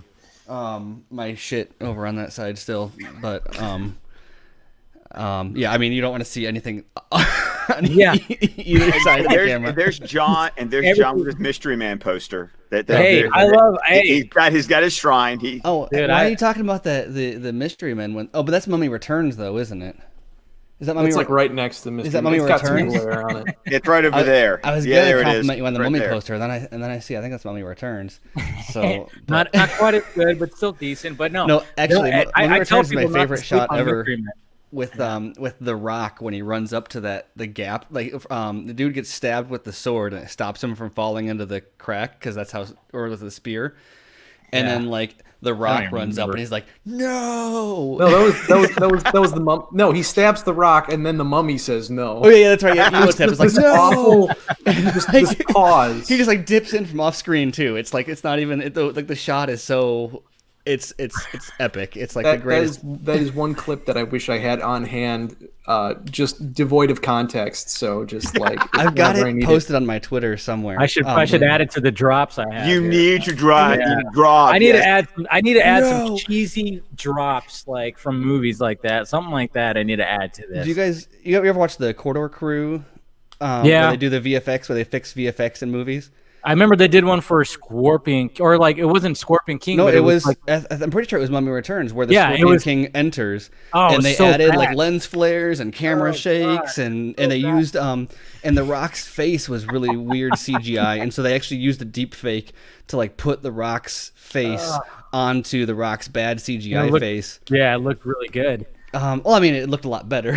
yeah. Well, that's what I should say. Well, anything was better than what they gave us. My God. Yeah. But what was I gonna say? When it comes to like, I'm hearing some feedback. Yeah, I mean, you got an echo coming on your end. Is it my end? Hold on, it might be coming. Let's try this. Is it you, Steven? How's that? Yeah. No, there we go. Yeah, it's a little better. All right. Awesome. Yeah, we're good. We're good. I know sometimes I'm like, because I don't wear the headphones, but I never had like a problem with like the feedback. Maybe because I'm hosting the thing and it's fine. But you are the master, Dave. I am the master of all this. I mean, everybody's overrated with their earphones and stuff like that. No, but like when it comes to 16-bit stuff, I mean, I had a Game Boy. I mean, one of the games I played religiously was Home Alone 2: Lost in New York on Game Boy. Oh my God, that was like my jam. But I mean, when it came to Game Boy. Oh man, you try to play that in a car, the sunlight hits the fucking screen. Oh God, you couldn't see a thing.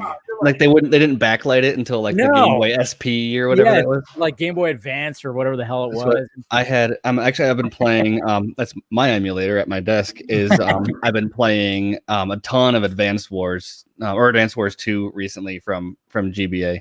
Nice. Never played it. It's the frustrating part about I'm sure there's probably a fix to it, but the thing that I haven't looked into is there's a lot of like multiplayer games that like especially on Game Boy, you can't just hand someone like a second controller for an emulator because the game is designed to be like game linked.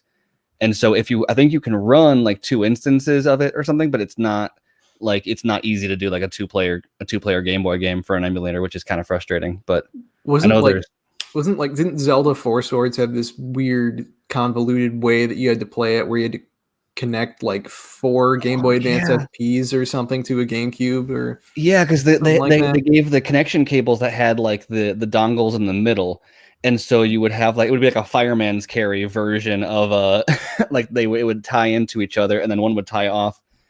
And so you'd have like 4 people on there, and like they made that a core part of the game too. I think there was stuff like some important stuff you like couldn't unlock or something unless you did that, which like 90% of the people that I knew never did any sort of like multiplayer and stuff for Game Boy, which is funny.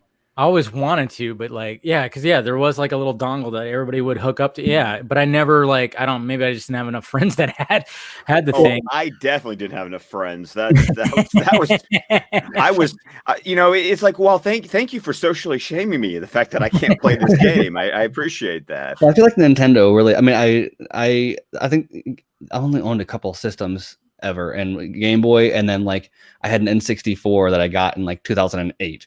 Otherwise it's been like PC gaming. But Nintendo I feel like was always really behind on like the multiplayer, but specifically like when it got to like online multiplayer. It always seemed like Nintendo was behind, and it almost seemed like every other system was like, well, I mean, I guess I can't say that because Nintendo and Super Nintendo were a hit, and then 64 was a hit, but GameCube just did not land with people. I think GameCube was the first one where they had like really huge like niche markets where like I knew people who had a GameCube like just for Smash. Yeah. And but I mean, N64 with GoldenEye was just like the jam right there. I mean, that was the jam for everything. See, I didn't have a 64. I had a Nintendo, a Super Nintendo, I had a Game Boy, but then that's where it ended. And I remember in 2005 when I graduated college, I picked up an Xbox, but I picked up the Xbox right when the next gen, so PS3s, and that would have been Xbox 360s. Who knows? Yeah, that was right when they were launching. So like I was playing on an Xbox while everyone else was getting the new stuff. Yeah, I mean, like when it came to 64, I mean, like I said, like GoldenEye was like my jam. Like I probably completed every mission on like expert mode. And then I remember literally like me and my buddy, one time he spent the night, we like 12 hours the next day on a Sunday. We just played against each other, same level, and all of a sudden it was like, dude, it's freaking 7 o'clock at night. It's like, okay, what the hell happened to the day?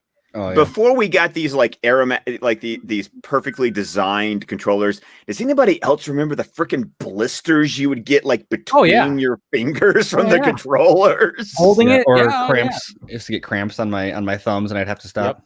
You get cramps, all that kind of stuff, man. I mean, talk about some first world problems. We got Mr. Ben Everett showing up. Hey, what's up, buddy? What's going on, guys? How's it going? It's going good. We're just going down some memory lanes about game consoles. Anybody have a Dreamcast?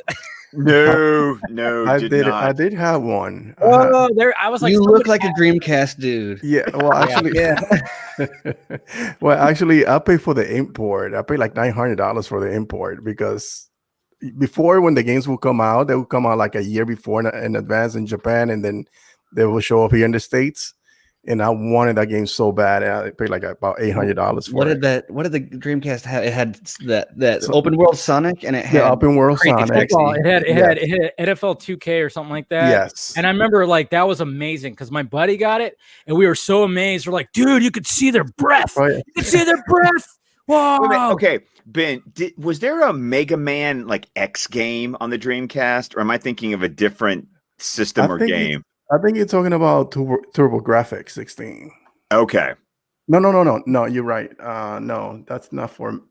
That wasn't for TurboGrafx. I don't remember. Chris Wong Swenson here. Hey. What's up? How you guys doing? Good. How you doing, sir? Holy shit, Steven, your camera does look a whole lot better, dude.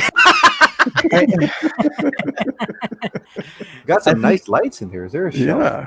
I know. We're all impressed by your. Wow. Yeah, It's like I said, it's been a work in progress. I think part of it was I was running it because I had other issues with like lighting and stuff going on before, and like a ton of like light pollution. I was running it through the camera software and also doing a little bit of zoom because of how far the back wall was, and so I moved the table back further and I fixed some of the lighting, and so okay.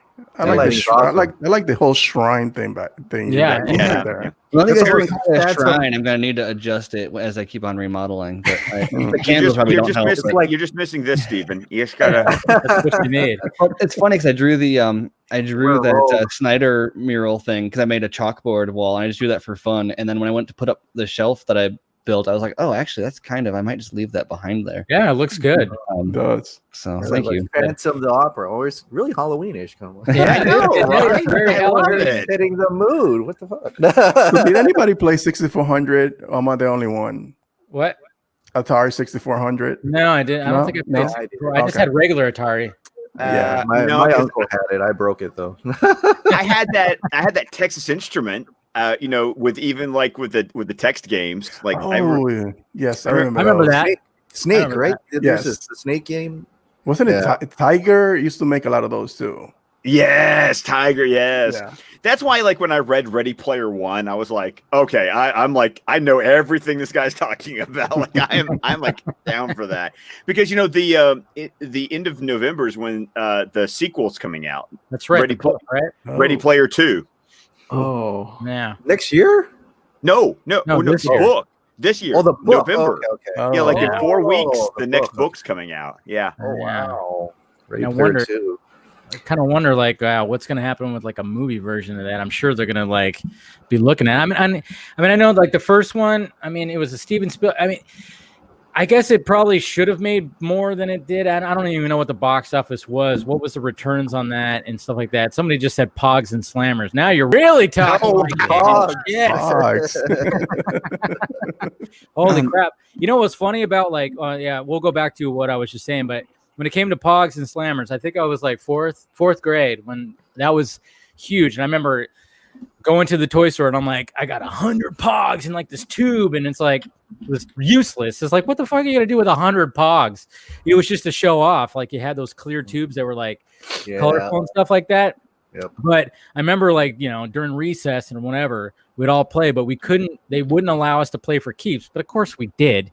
Yeah. But then, of course we did. I'm like, of course we did, But then I remember one time specifically, where it was me and my best friend, and the yard duty walked right up like a ninja. But I saw her, and I was like, okay, I gotta pretend like we're not playing for keeps. So when he slammed and got both of them flipped over, I was like, okay, you won, but I get my Pog back. And he goes, what are you doing? We're playing for keeps. And I'm like, God.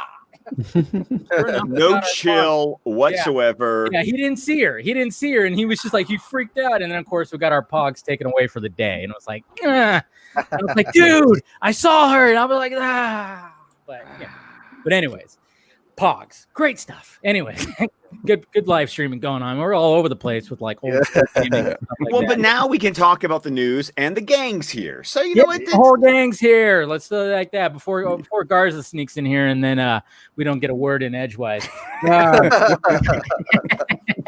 But yes, gentlemen. So it's been an interesting week. I mean, it's probably going to end up being more of an interesting weekend, I'm guessing. I'm still waiting for Snyder to drop something, some kind of just little nugget or whatever the hell. But well, first off, let's talk about our thoughts about Jared Leto coming back. I mean, obviously we got a lot of the purple and pink going on around here. Good job, Ben, for he got the memo about the theme. None of you guys. Oh, yeah. Oh, excuse me. I got the memo. Yeah, okay, sorry, Scott. All Scott, right. Scott's got it. I'm going to change some lights here. Here, I'll get some. Yeah. Change it to purple. There you go. There we go, Chris. Yeah. Okay. There. No, but like, I mean, I'm not gonna. I mean, I did mention that I was told, a couple weeks ago, and I was just like, but I was told mum's the word kind of thing. And then it, like, even when when the rumor came out about, oh yeah, Warner Brothers might be interested in doing a Joker and Harley movie, and I was kind of like, interesting, because according to my knowledge, the additional photography takes place next week, and from what I've heard, Mr. Leto is going to be there. So what the hell kind of what kind of game is Warner Brothers Pictures playing here? And then, did you track down how that rumor started? No, how did that start? It was RPK, right? It came from RPK's Patreon, yeah. So I think what happened was they found out Leto was in talks, and so they kind of just looked at like what the last. I didn't talk to him about exactly. What it was? So I don't know how many assumptions he was making, or maybe that is back on. I'm sure if he is in this movie, they're trying to look at other stuff, so it's possible that's back on the table. But I think that started buzzing, and then everyone started being like, "Oh, well, I predicted that he was going to be in this," and so that's, you got a bunch of people claiming to have scooped it. And I'm sure that they're looking at the disappointing returns on Birds of Prey and thinking, okay, maybe we should have gone that route. Yeah. I mean, I'll scream it to the heavens. It would have been too perfect to have a Joker and Harley movie release on Valentine's Day. I mean, it would have just been. I mean, John and I were talking about date movies. Going to see the Joker on a date. I mean, imagine just taking the missus or the girlfriend out to a Harley and Joker movie. I mean, come on. I mean, it would have put asses in the seats, because the ladies love Jared Leto. I don't know why. I mean, looking at that picture where he's got fucking abs down to the feet, I can't imagine what drives that. But and then you got Margot Robbie, of course, which she's not bad to look at. I mean, you got two pretty people that were going to be in this crazy movie that we would have never saw, in maybe a vein of like a Natural Born Killers or something like that. It could have been rated R, and it could have just totally blown the box office up. So I still don't understand that. The ad campaigns write themselves, hashtag goals. Exactly. Yeah. Dude, I mean, I get, like, okay, they wanted to be like, okay, we got to have a movie. We have Margot Robbie. She's our queen right now. I totally get that. So we have to get her. And I know what she wanted to do. She wanted to introduce like a lot of girl power and a lot of this, but it's like, you can't just throw it right out there real quick. I mean, the big problem was they just called it Birds of Prey. Everybody's like, what the fuck's that? The common people are not going to know what that is. It should have just been called Harley Quinn. That's it. Just Harley Quinn. And everybody would have been like, oh yeah, I liked her in Suicide Squad. It's Margot Robbie. Cool. But and then of course introduced the Birds of Prey, and then could have done all that. But I still just think that there was just a big missed opportunity with having her and Leto. I mean, that would have to me, it would have been box office gold. I think the weird thing with the titling is I kind of feel like it's one of those, they got out ahead of themselves with sequel plans. Yep. Because I think they wanted to introduce the Birds of Prey, but also like if you call it, because they wanted that Birds of Prey and the Fantabulous Emancipation of one Harley Quinn. Is that the full title? Something like that. Full title. Very good. You remember that. So you can't do because they want to get Emancipation in there, I think, also, but they wanted Birds of Prey and Harley Quinn in the title. But you couldn't do like Harley Quinn and the Emancipation of the Birds of Prey, because that obviously isn't the thing. And so how do you, it makes more sense to kind of put that at the end, but then it was so long, and I don't know, but also I think they, especially based on like how it ends, I feel like they wanted to set up like a Harley Quinn versus the Birds of Prey. Oh yeah, and totally. and so I think in their mind they had like a trilogy of titles that they were trying to play off of. Birds of Prey versus Gotham City Sirens. Yeah, exactly. And so I think that they, and so I think because they were like, well, we'll do this with the titles, and I don't know, this is a theory, but it feels kind of like they put themselves into a corner with that they should have maybe just done one movie at a time instead of planning for that, if that's how that came about. I'm sure that's what it was. I mean, that's the bad part. What was I watching? Oh man, I'm like blanking now. Where they I was listening to a podcast today where somebody actually explained. Oh yeah, I was listening to I was listening to Adam Carolla's podcast, and he had I forgot what the guy's name is, but he writes a lot of Broadway stuff. And he was talking about how, they were talking about Hamilton and like how do you follow up Hamilton? That one guy, Manuel. Lin-Manuel. Yeah. It's like, how do you follow that up? What do you do like that? And the guy that was on there, he goes, well, he doesn't really need to. First off, I mean, he could live 10 lifetimes and still not run out of money from what he's made from this. But it's like, and he explained like how when it comes to Broadway, it's like, 95% of them don't go anywhere. I mean, it could be successful for 6 months, but you won't make your money back. I mean, that's just the way that Broadway can be. But you can have like these crazy hits like Hamilton that just keep on going, and it just keeps on going and going and going. And then, but it's like, when it comes to Broadway, it's like you don't need to like do what you did again. You just got to write something else and see what happens. And what the problem with the movie business is, they're constantly trying to keep that lightning in a bottle. They're trying to be like, okay, well, this worked, so you need to do it again and again and again and again. And talking about Birds of Prey and like already like planning the sequels, they thought they had lightning in a bottle with Margot Robbie, and it's like, oh, whatever she wants to do or whatever's going to happen, it's going to be totally fun. Because Suicide Squad did so very well, like so high above expectations, and she was like the most well-received character. And so I think they thought, okay, cool, that's what we'll take from that. We'll drop everything else. We'll take her. Like you look at the new Suicide Squad, and that's what they did, right? Basically, they're like, oh, hey, that's what people liked, and then we'll dump everything else. Keeping her, and then maybe it turns out that like there was more, maybe they liked her because of the character she was contrasted with, and yeah. Do you think that like David Ayer's Suicide Squad, the reason why it did so well was that in the marketing and the teasers, they showed Batman, they showed Joker. It was that there's a little bit more than just Harley Quinn. It could help. Or even Will Smith, I guess. Yeah, that was Will Smith too. Yeah, I think it helped in the sense that like there was recognizable actors and characters, but I think Batman, like Joker was obviously a big deal in the marketing. Batman was just kind of glimpsed, and I don't think anyone expected very much of him. But I think those trailers were just so fun. They were. Even the trailer park ones. You said the F word, guys. Even the Bohemian Rhapsody one is like the one that convinced them to change the tone, I think. Yeah. And so I think that that what really had a lot to do with it was people kind of vaguely recognized enough of the characters, and then Harley Quinn obviously was like probably one of the more well-known like main characters, and that I feel like that's kind of what made it pop. But like if you look at the demographics that made it do well, it was like young Harley Quinn fan. It was like 14-year-old girls was like the biggest demographic for that movie. Hot topics. Oh yeah, I mean, like when you look at like what was a popular Halloween costume that year, I mean, it was Harley Quinn. I love the fact there was even a Hubie Halloween. I love how they made that joke where like all the news. I don't know if you guys watched it. Yeah, but like the third time you've mentioned it tonight. I know. I keep on mentioning Hubie Halloween. Hey, you know what? Must be really good. No, it's ridiculous. But it's Adam Sandler. You don't expect much. It's like Adam Sandler doing Adam Sandler. It's expanding his world, and there's a lot of throwbacks to previous. I mean, it's basically showing the Adam Sandler cinematic universe. It really does.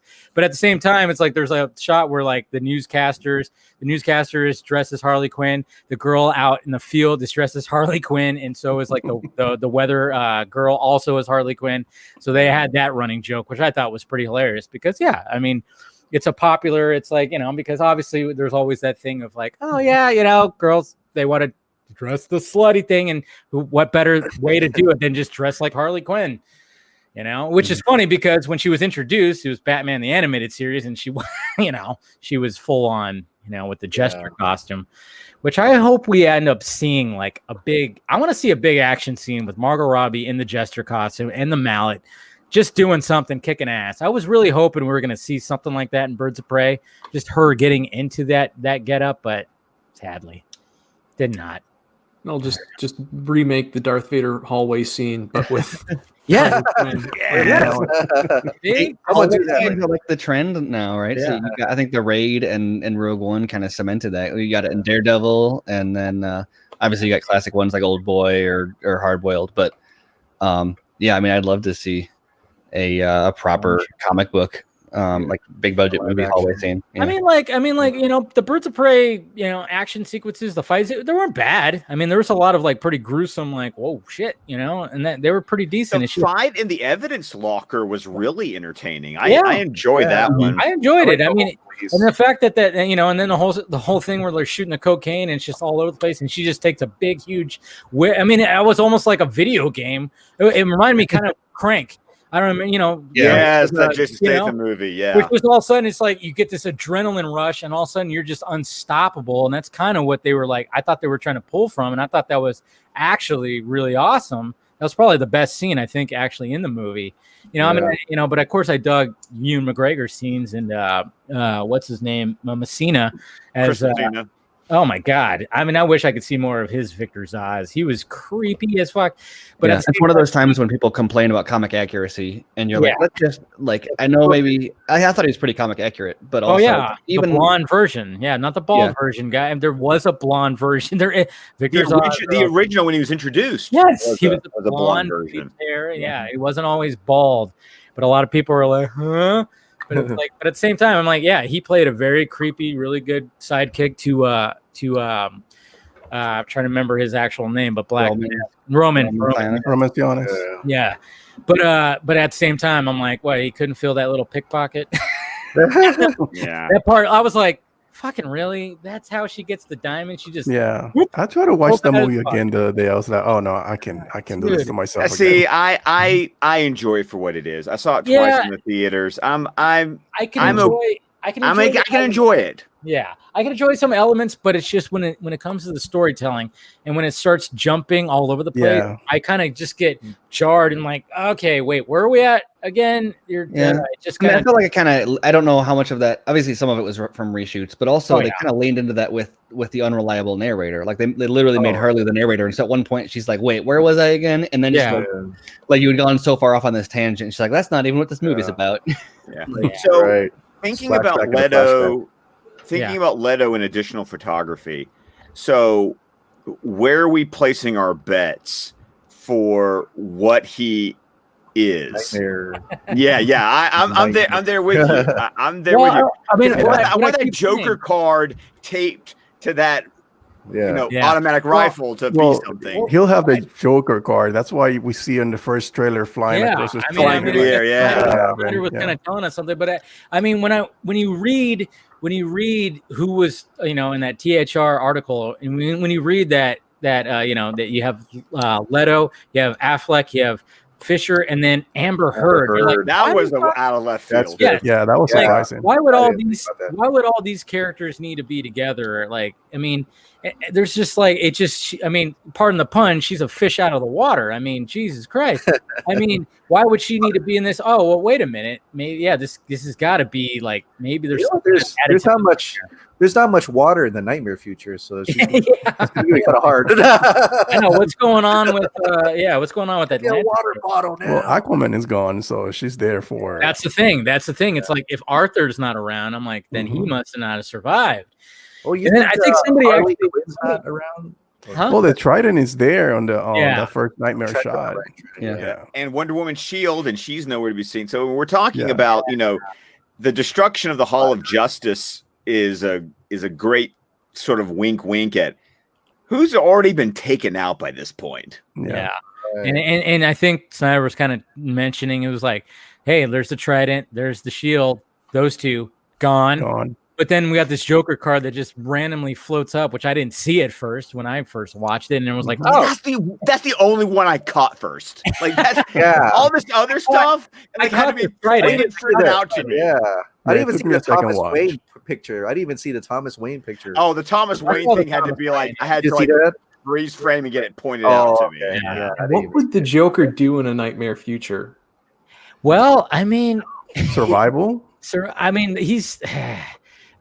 when it comes to like what they're fighting, it's like, is there a team up that happens? And now we found out that Joe Manganiello is part of this too, which I was like, I kind of heard that too. And then of course we saw his hair. That's why I was like, all right. It was kind of funny how like I'm like, all right, so last night as I was like setting stuff up for like my new setup that I'll have next week, I saw Joe's hair and I'm like, I should do a video because that's gonna blow up. And sure enough, it did with Collider going exclusive.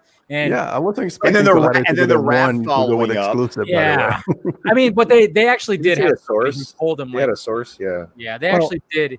It wasn't just the hair, but they don't know how to write their goddamn articles correctly. Yeah, because they revert back to that interview that they have with him where they ask him about the additional shooting. I think it was about 2 weeks ago. It was 2 weeks ago because we actually did a news episode at DC Film Squadcast and talked about it because. Thank you. Steven remembers I plugged myself. There we go. I'm not drinking. Yeah. By the way, John, like I don't know if you have an alcoholic beverage or anything, but anytime we plug ourselves shamelessly, we take a drink. There you go. You got it. So feel free. There we go. I'm getting ready. You drink. Well, I thought that it was one of those instances where like everyone was freaking out about the article, like, oh, you're just guessing, because they said exclusive, and then it looked like they were just guessing because of the image. But it was written really weird because they did say our source says Manganiello is doing reshoot, and then they jumped from that to like Warner Brothers wouldn't confirm, but here's an image that, and then they said the image we got sent, and it was an image that was already publicly available that had already been published by other sources. And so like I would have led with that and said this image has been circulating and our source has confirmed, although Warner Brothers hasn't commented yet. Oh, I see. Like it's just really weird because whenever you say sources confirm, that's that, right? Like you don't need to, because now you're just saying trust me, bro, and you're dependent on your track record, right? Exclusivo. I've been waiting for it. Yeah, I was waiting for that. I would have my shirt. I thought you were going to do that earlier. I know I should have, but I didn't have it ready. And now I have it ready.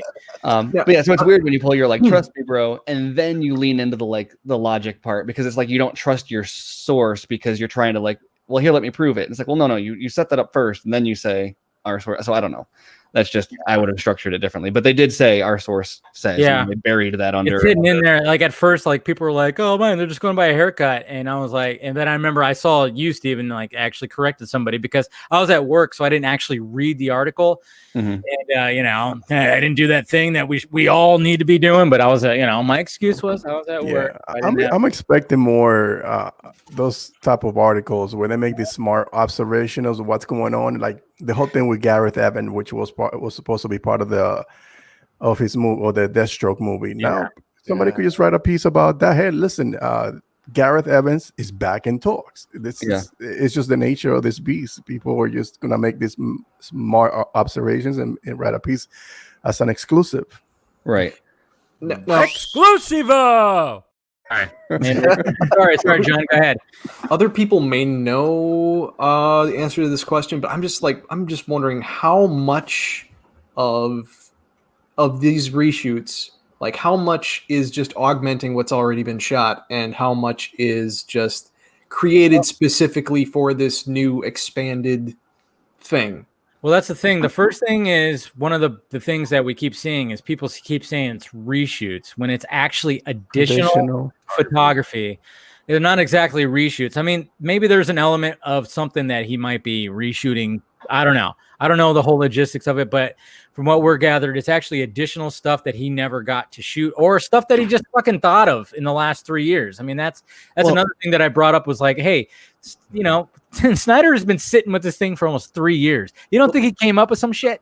Oh yeah. Well, there's also a bunch of stuff that was cut before he rewrote that 2016 script, and so one of the first things to go, for example, was Knightmare stuff. Like I don't remember when it was written, but one of the first reports about the Snyder cut being rewritten was that because people reacted so weirdly to that first Knightmare scene, they were like, okay, no Nightmare, no and they started trimming all that stuff down. And so I don't know if they shot a Knightmare and then cut it, or if they shot a different Knightmare, or if they pared down the Knightmare or what.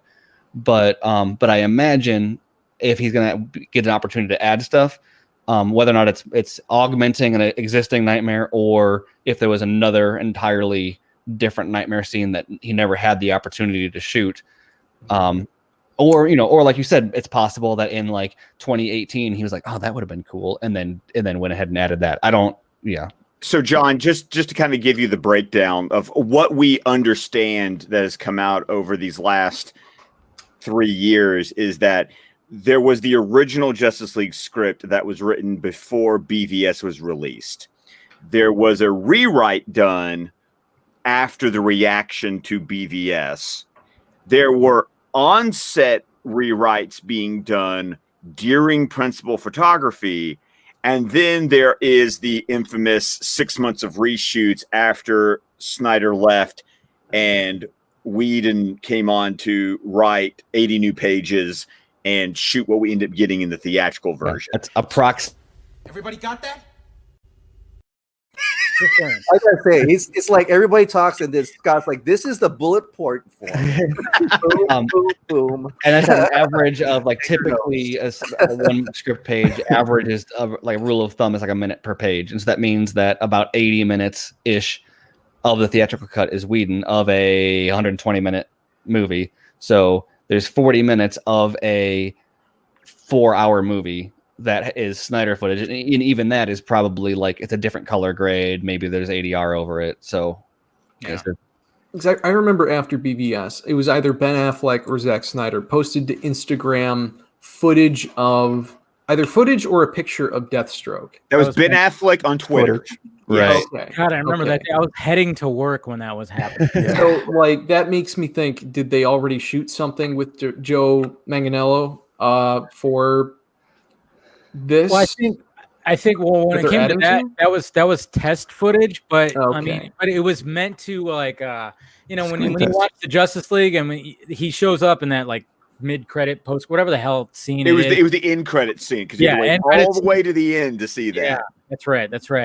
And I kind of wonder, did Snyder really want that, or was that something with the studio because they wanted to make it like the MCU?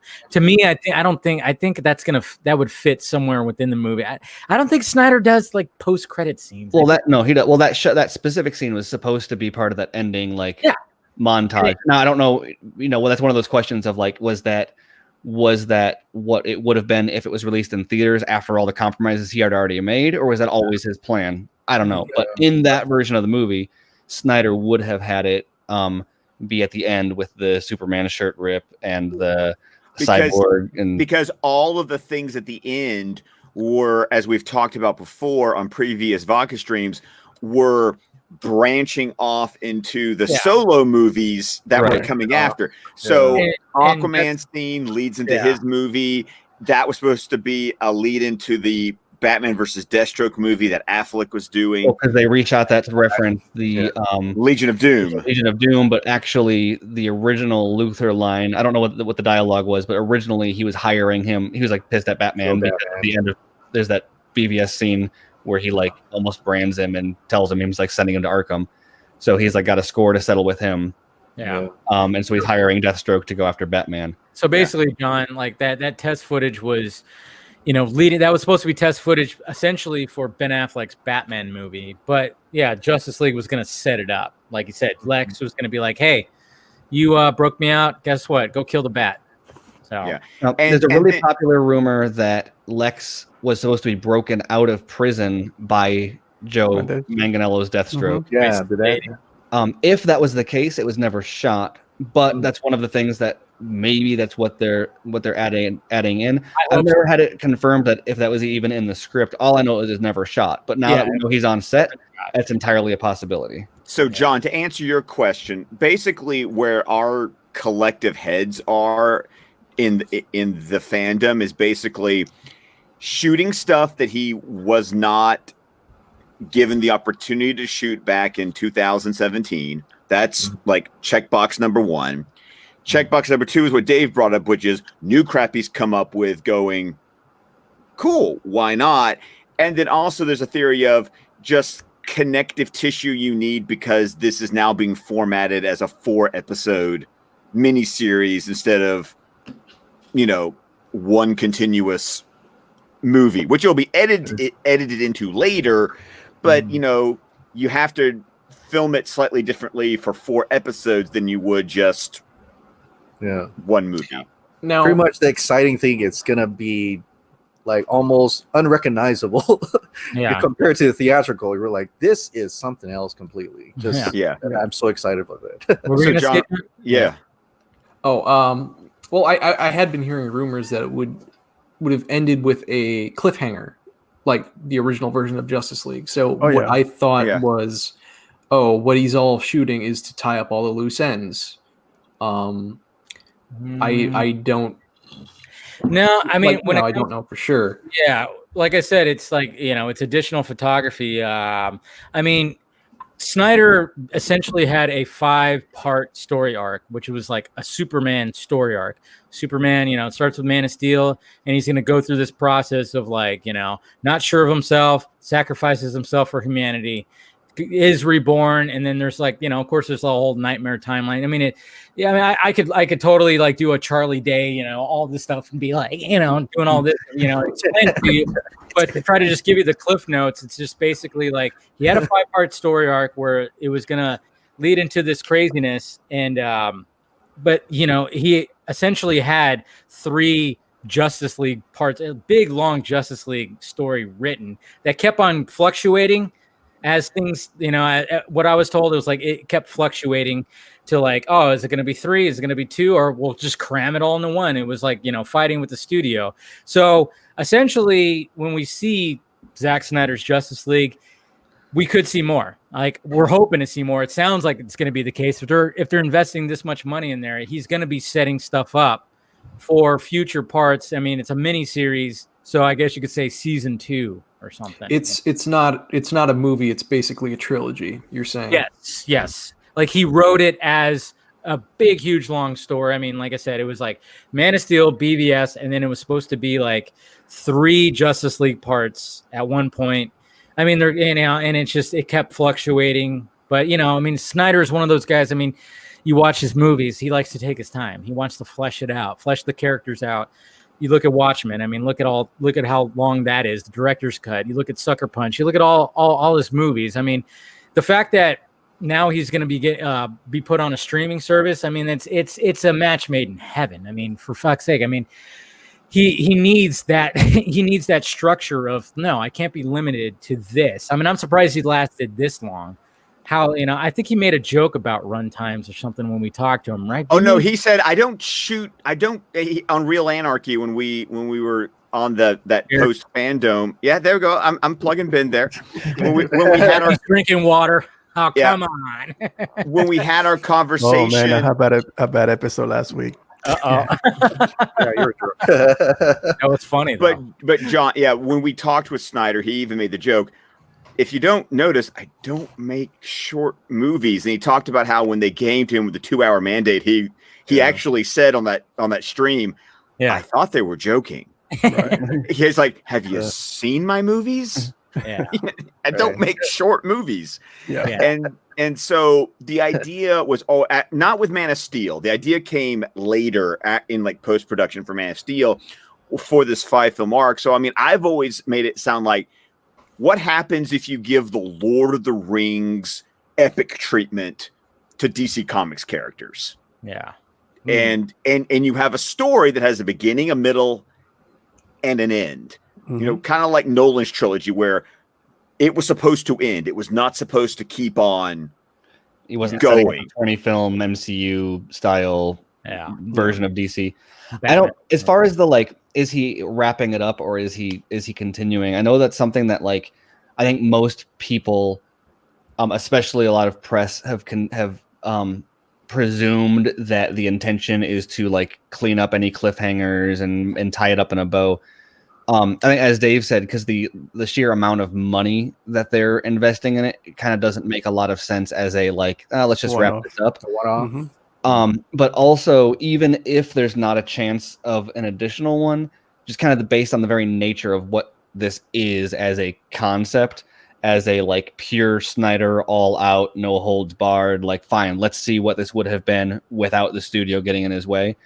To me, says like even if there's like the Rorschach style, no compromise, screaming at Dr. Manhattan of, yeah, let's give it that cliffhanger. And if there's no season 2, then that's the end. And that's the, the poetic. At one point, we thought that the end of his series was the dirt rising on Superman's coffin. And like, that was kind of in a way that's almost a fitting end to his story also. And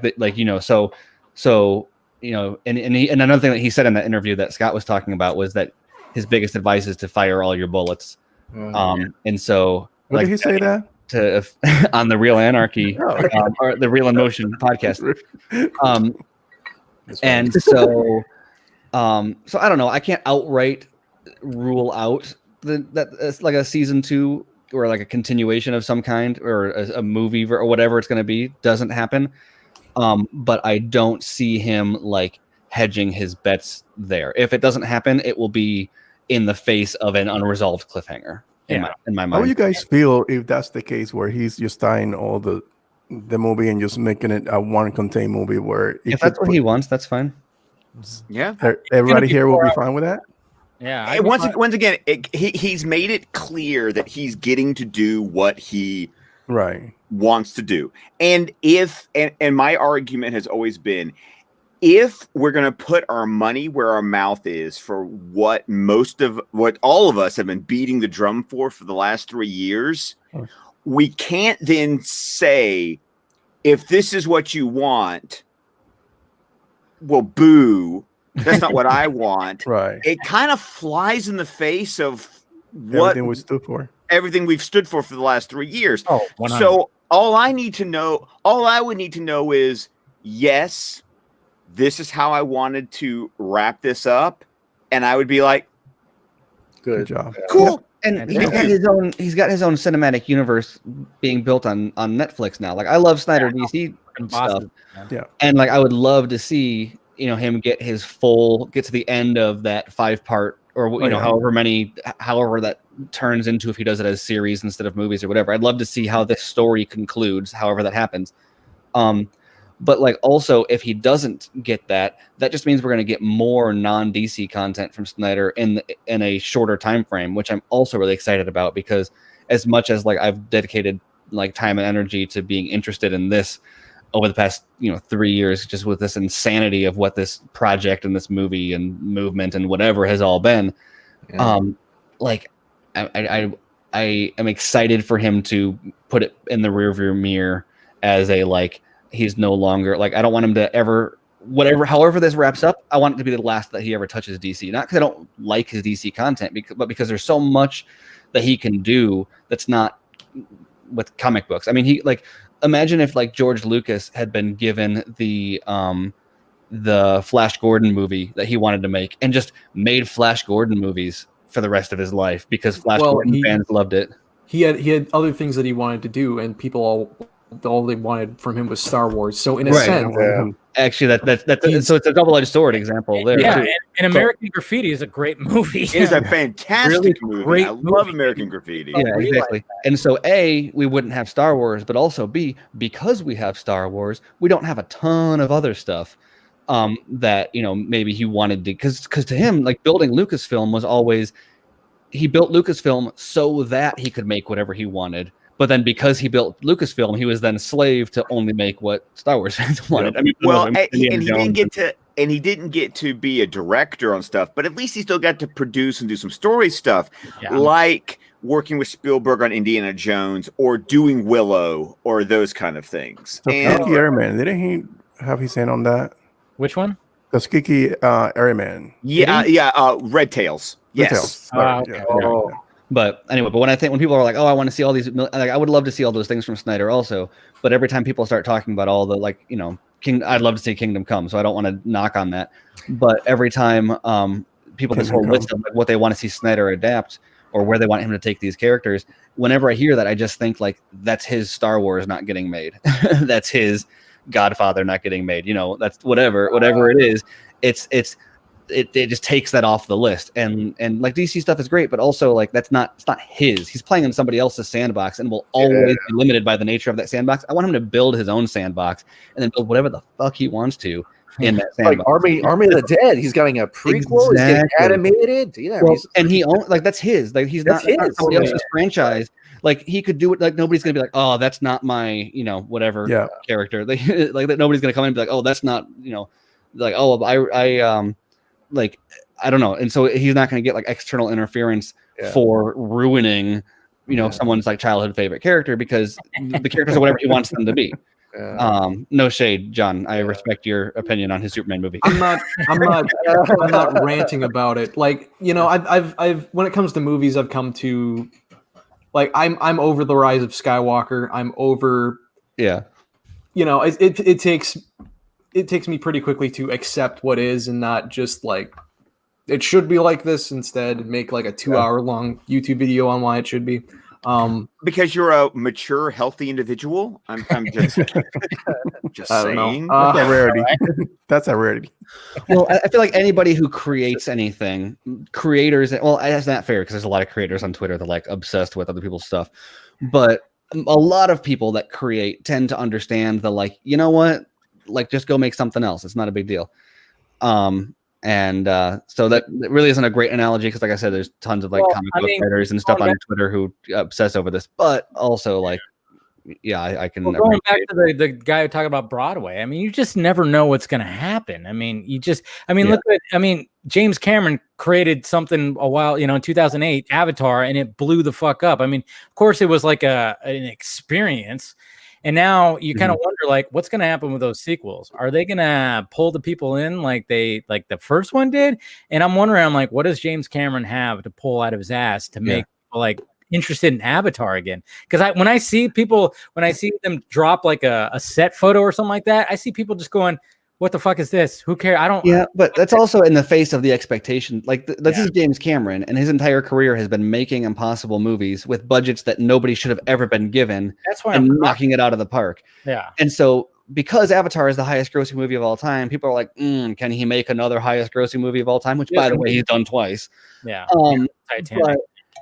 And it's back to back, right? Titanic held the record until Avatar, and then Avatar held the record until Endgame beat it. And so he owned the top 2 films in the box office for 20 years. It's not bad to have 2 and 3 when it comes to the top 3. But, so it's funny when you forget about Avatar and just look at we're talking about James Cameron here, and he's been given a huge budget to make something that's a passion project of him. It's not outrageous to assume that it's going to be huge.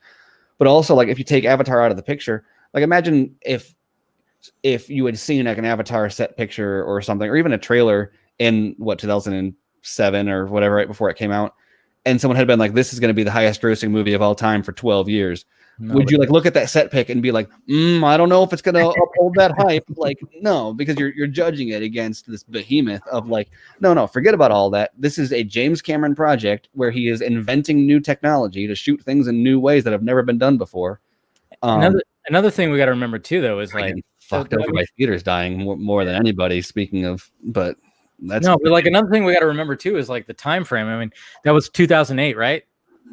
Yeah, that's before there was like, there was no MCU. 2008, Iron Man. Yeah, that fucking thing started. So that whole behemoth of, the resurgence of comic book movies all of a sudden just began with Iron Man. So then, now we're 12 years later, and it's like, how many fucking CBMs have we got? I mean, obviously we all love that. I mean, the good, the bad, and the ugly, of course, there's out there, but I'm talking about you, Thor Ragnarok. But you have all these movies now, and then now it's like, now that the Infinity Saga has wrapped, now it's like, well, where do we go from here? And now I'm just kind of like, as much as I'm looking forward to all this stuff, Wonder Woman's, your Dunes, your remakes, your future CBMs, the Batman, of course, naturally. I'm craving for that original idea to just be like, just to blow up. I was hoping that was going to be Tenet. Shut up, Ben. I hope that was going to be Tenet, but it didn't happen. That, Ben's like, now I'm going to say. You didn't see Tenet, did you, John? No, not yet. It's actually in my local theater, which is open for some reason. So I've been thinking about going to see it, but I don't know. I want to risk it. Oh, you'll be fine. Just wear your mask. Oh, you'll be fine. I had to drive an hour and a half to San Diego to see it. So I drove 5 minutes. I drew 5 minutes to go see it and ate popcorn. I'm just saying. I mean, if I don't go see it and it just like passes, I can still go. Like, what else are they going to release to theaters? Right. That's the thing, and that's been the problem we've talked about is the movie theaters are suffering from the fact that they've got nothing to show. I mean, maybe like the dollar theaters that can show like Empire Strikes Back. My dollar theater didn't even like reopen. Like it's still shut down. Mine did. I don't understand that New York is reopening. I'm like, what? They're opening into what? There's nothing showing. That's a bad part, man. So one thing I wanted to do is I want to be able to take my son, because we've watched it at home, but I wanted him to experience in theaters. Like they're showing Nightmare Before Christmas, and I'm like, oh, that's what I want to take him to go see. I did to see in the theaters. Yeah. Do you guys think Wonder Woman 1984 is going to stay on that date or what? No. Her tweet confused me because the person that she was quote tweeting when Patty Jenkins quote tweeted, she was like, it was talking about, releasing 50. Yeah. Like doing a dual release. And she was like, it had that in there. And she went, the first thing she said is correct. And then talked about how there was no discussion about streaming. I'm like, wait a minute, are you saying correct that it's going to be a dual release? Like that's going to be both?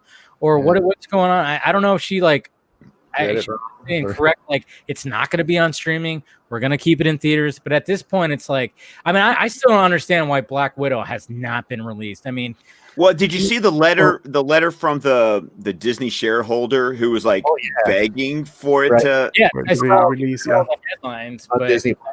Yeah, the thing that a lot of the commentary on this kind of stuff misses is that this is not just a Disney decision or whatever the studio decision. They can't just say, okay, fine, we'll release it on, because they have contracts with distributors, or with Scott. Exhibitors. Thank you. Scott, what's the word? That's what I'm here for. Universal got into a spat with AMC over Trolls. Yeah, exactly. Mm-hmm. Yes. And that's one thing if it's like, oh, this is just going to be a short-term thing, and Trolls. I think at the time they thought like Trolls was just kind of a necessary one-off, dip your toe in the water. But now we're in a situation where so many movies have been delayed that that like theaters have nothing on, like they have no real money makers on the horizon for until next year. But so Disney can't just say, fine, we'll drop Black Widow on Disney Plus without majorly screwing over exhibitors. And not only will does that do damage to the theaters, because it destroys their stock value, because they are taking money that is in their account, their accounting projections. The exhibitors say we're going to have, Black Widow on this date, and we expect it to make, however much. And you're just literally taking that money and just erasing it from their budget projections. And so not only you have contractual obligations that say okay, it won't be available on home release until what's the standard 3 months, something 3 months yeah. After release. So you're not only violating contracts, but you're also really pissing them off when you do that. And so that's why all this stuff has just been delaying. And then once theaters either relent or die, then all of a sudden all this stuff is going to go on streaming. Because you got to look at the movies them over by dumping it straight on streaming right away without really destroying a core relationship in that whatever film market. Yeah. And because you got to look at what movies have been just quietly and easily put on streaming or put on VOD, because it's comedies, family movies. Those are the ones that nobody says a peep about. Like yesterday when The Witches released on HBO Max. Yeah. Because that was supposed to be a theatrical release for Halloween. They pushed it later, and then they just suddenly said at the beginning of the month, they were like, screw it. Nope. We're in the United States. It's going to be HBO Max original. We'll release it theatrically in the international markets where we can. And nobody says boo. But you look at like Trolls or any of the random romantic comedies or comedies like My Spy or whatever else came out over the summer. No one said boo about that. It's these blockbusters that are the ones that are, you know, the big money makers, the ones that give you kind of more of a theatrical experience. They're the ones that these studios keep wanting to kick down the can. I mean, Disney is going to release the next Pixar movie on Christmas Day on Disney Plus. Soul, yeah. With Soul, yeah. And I was really excited for that one. Me too. Because it's the same it's the same crew. Not only is it Pixar, it's the same crew that did Inside Out. Nice. And it's jazz and it's everything else. And it's just I'm excited for it. But once again, nobody's like up in arms about that being put on a streaming service. But it's these big time properties, blockbusters. That's why your Bonds, your CBMs, yes, because No Time to Die. Yeah. Damn, I wanted that movie to come out. They're talking about either like Apple TV or like Netflix, even like looking at. And apparently, it's some like monster bids are being thrown around for that also, which is, I'm sure, very attractive to who owns the Bond. I always lose track. MGM. Sony had distribution of, I think, the Craig era. Okay, so it's back at MGM. Oh, right, because that's all the Blofeld rights and stuff. It's being distributed by Universal. How much did Amazon pay Universal for Borat?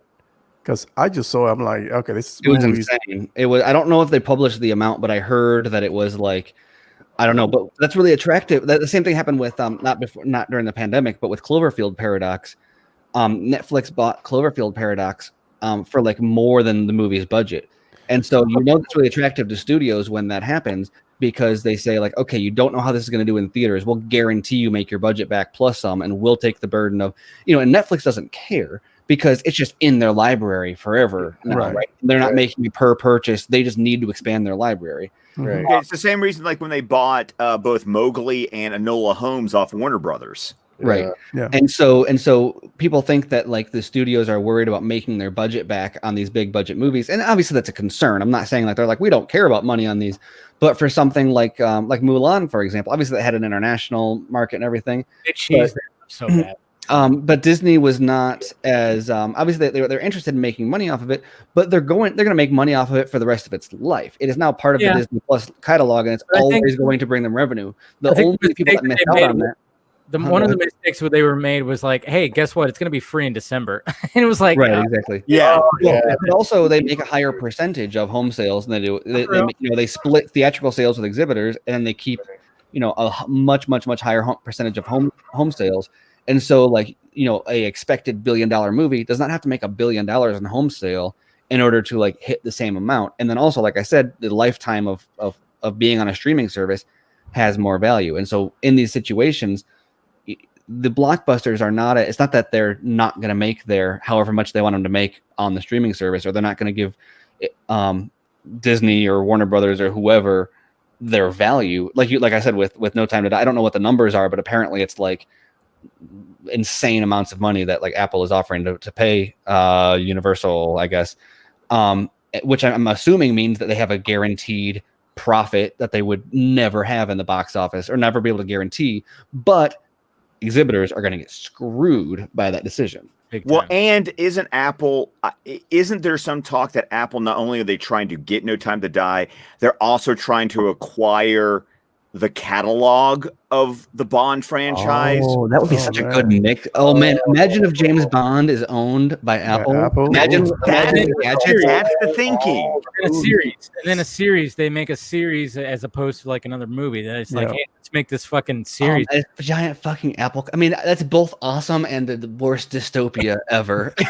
but imagine that Apple. But think that you have to have Apple TV Plus for exclusive streaming rights for all the Bond movies. Right. Like that's and where James Bond is like, ooh, I have widgets. Nobody's ever had widgets before. This is a fancy new.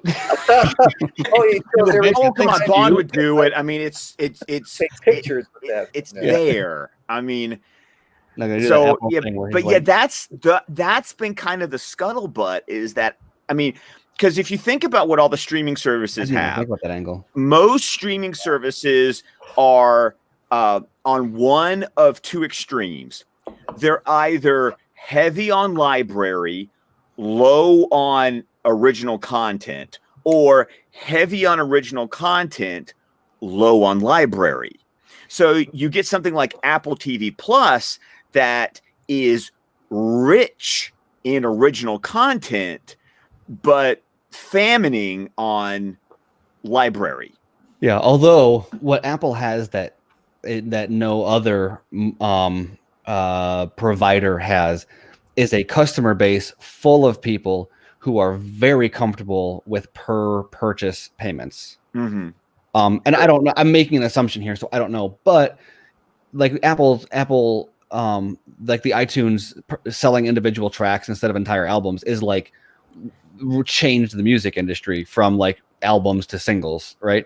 And so, but they also have Apple Music now, where they kind of changed the thing of like, now you don't even buy the single tracks, you just pay your monthly fee, and you can listen to pretty much anything they've got. Yeah, but also you got, they have their app, showed up.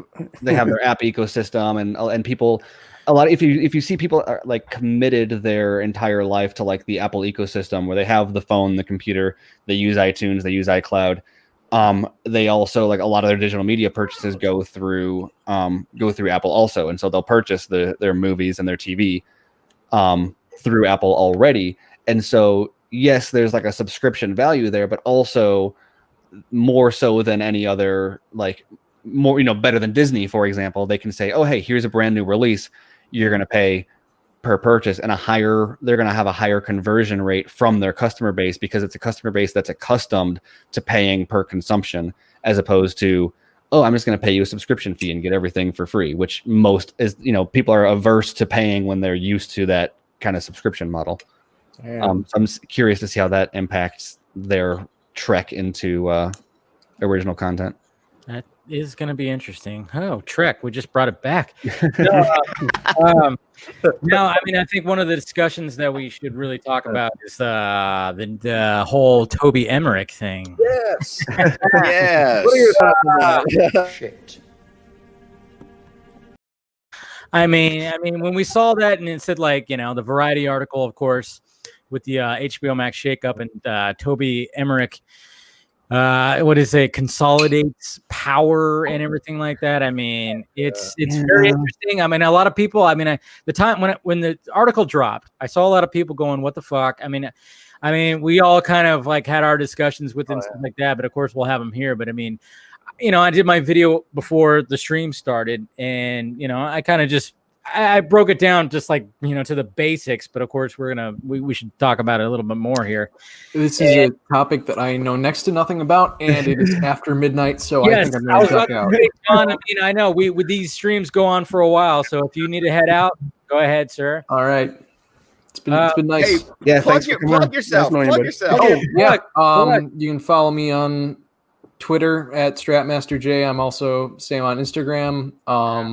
That's awesome. That's me on YouTube. I've got more stuff in the works. Patreon is also StratmasterJ.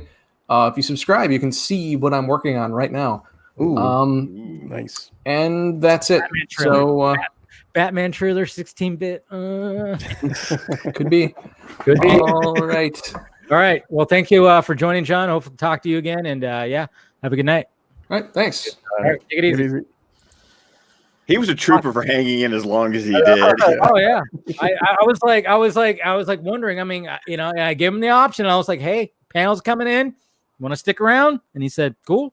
It's cool. Because that's what I always fear. The first thing I ask anytime I ask a guest, I'm like, where are you located? Because I'm like, I start at 8. If you're on the East Coast, that's 11 o'clock, man. And then it seems like everybody's always on the East Coast, man. Yeah. And I'm like, God, and I'm like, damn it, is that okay? And that you're there for a bit. No, I mean, what a very talented dude. I mean, that 16-bit trailer was amazing. Absolutely. I actually made Ray from DC TV Squadcast and Fans Without Borders. Yeah, Flycast. I actually made him. I was Skyping. I know, guy. I was Skyping with him, and he hadn't watched it yet. And I was like, no, dude. While I have you on Skype, I am live watching you watch this for the first time. So good. I mean, I'm really hoping that the Batman trailer is what he's doing next. I think it is because you got to look at what was popular. I mean, Snyder Cut, of course, but I mean, the Batman trailer was like the Batman blew up. Yes, yeah. So I'm like, he's got to be making that next. I mean, and I'm like, I'm here for it. Maybe, but there's so many things that could be done. Oh, I know. Well, in like 16-bit though, so he found a niche. Yeah, the Batman Returns game was something that came up. Like, how about using that as a baseline for I mean, that game. Is that game where you just have a gun? Aren't you just Batman with a gun in that game? Oh, everybody does. Is that the one I'm thinking of? No, this is the Game Boy one too. Dude, even when I like I said, I loved playing Home Alone 2 on my Game Boy. Even fucking Kevin McAllister had a gun. I mean, you always have to with those 16-bit games. There was always a gun, even if it wasn't like. But you have to do something. Well, because I think 90% of them were just the same engine. Off screen, Yeah, we just replace the sprites. Like, I remember in Death and Return of Superman, even when you're playing as Con-El Superboy, like you had the flying sequence, you're flying through Engine City, and you were like shooting blast out of your hand. And I'm like, Con-El didn't have that power. No, because that's just gonna be like the whatever one of those like fighter jet games are, where like it's not like Centipede, it's like whatever the side scrolling ones are, and they just oh no, we're gonna put Con-El in there instead of. Always shooting, but back to the whole Toby Henry thing. Yeah. I'll let someone else go on that first. Well, I'm eager to hear you guys because my gift came out was Bryan Cranston going fuck. so and I know everybody has started going crazy, but I think Steven, you actually had a really good explanation. Yeah, but I wanted to give everyone else a chance to talk about it before. That was my reaction. I exhibitors for like 10 minutes straight. So. Okay. Why stop now, Stephen? Why I know, right? Now? But I think we all kind of agree like what it's all about. I mean, one of the things that when I saw it, I was kind of like, okay, this guy's still standing. I mean, but Steven, I mean, when I did my video about it, I started off my video with what you posted, which was the Bane in Dark Knight Rises when he's like, what's his name? He's all, you think you're in power? I mean, it almost seems like it's like, okay, Toby, we can't get him to go away. So we're going to like kind of just be like, hey, we're going to give you some more responsibility. But do you really think you have power? Because you really don't. You're just like one of the last remaining of this old Warner Brothers Pictures old guard that we're trying to get away from. But we just can't seem to, I don't know. Maybe they just can't get rid of him or something, This is one of those ones where I'm gonna predict that probably everyone's gonna want to listen to the next DC Films Squadcast with Scott and Tim, because Tim is the other person that I've talked about this stuff who has like been through a merger or more than one with big companies and is familiar. And I've been through one. I used to work in IT for a major pharmaceutical company. And they got acquired by an even bigger major pharmaceutical company. And anyone who's been through that process kind of recognizes what happens. They say like nothing is going to change. Right. And then they like start to change and then everyone's gone eventually. But what's relevant here is that the way that always works is like the top level, like the C-suite executives almost always go immediately. CEO, CIO, all that. and they're either gone with like a golden parachute, or they go into a position of leadership in the other company, but they rarely stay in their existing seat. Like they're not part of the transition team. And so that's the first thing. And then the next thing is you start to see different departments pare down and combine. And so they'll bring two departments together and get rid of the VP that was in charge of that. And then and they'll start to shed executives as that happens. But you see that people who are like in Toby Emmerich's position is like the exact type of person who is like the last man standing. And what happens there is one of two things. Either they find a different job and they leave, or they hang around until eventually there's nothing left and they're fired and they get, whatever their best benefits are. The problem is that your career takes a bigger hit then, because you just literally you grind it out. Well, not just because you get fired, but because you maybe get better departure benefits or a better deal, but you like have nothing to show for the last like year of your career, where you're like, I just kind of hung around to get money. It's like, nobody wants that, dude. Right. And so your prospects are shrunk because you don't have accomplishments to sell yourself on for the next job. And your value is like at your highest, like shortly after an acquisition, because the acquisition says, hey, they were doing something well. This person was doing a good job. Someone paid money to acquire their business. And so you're going to be hotter at that time.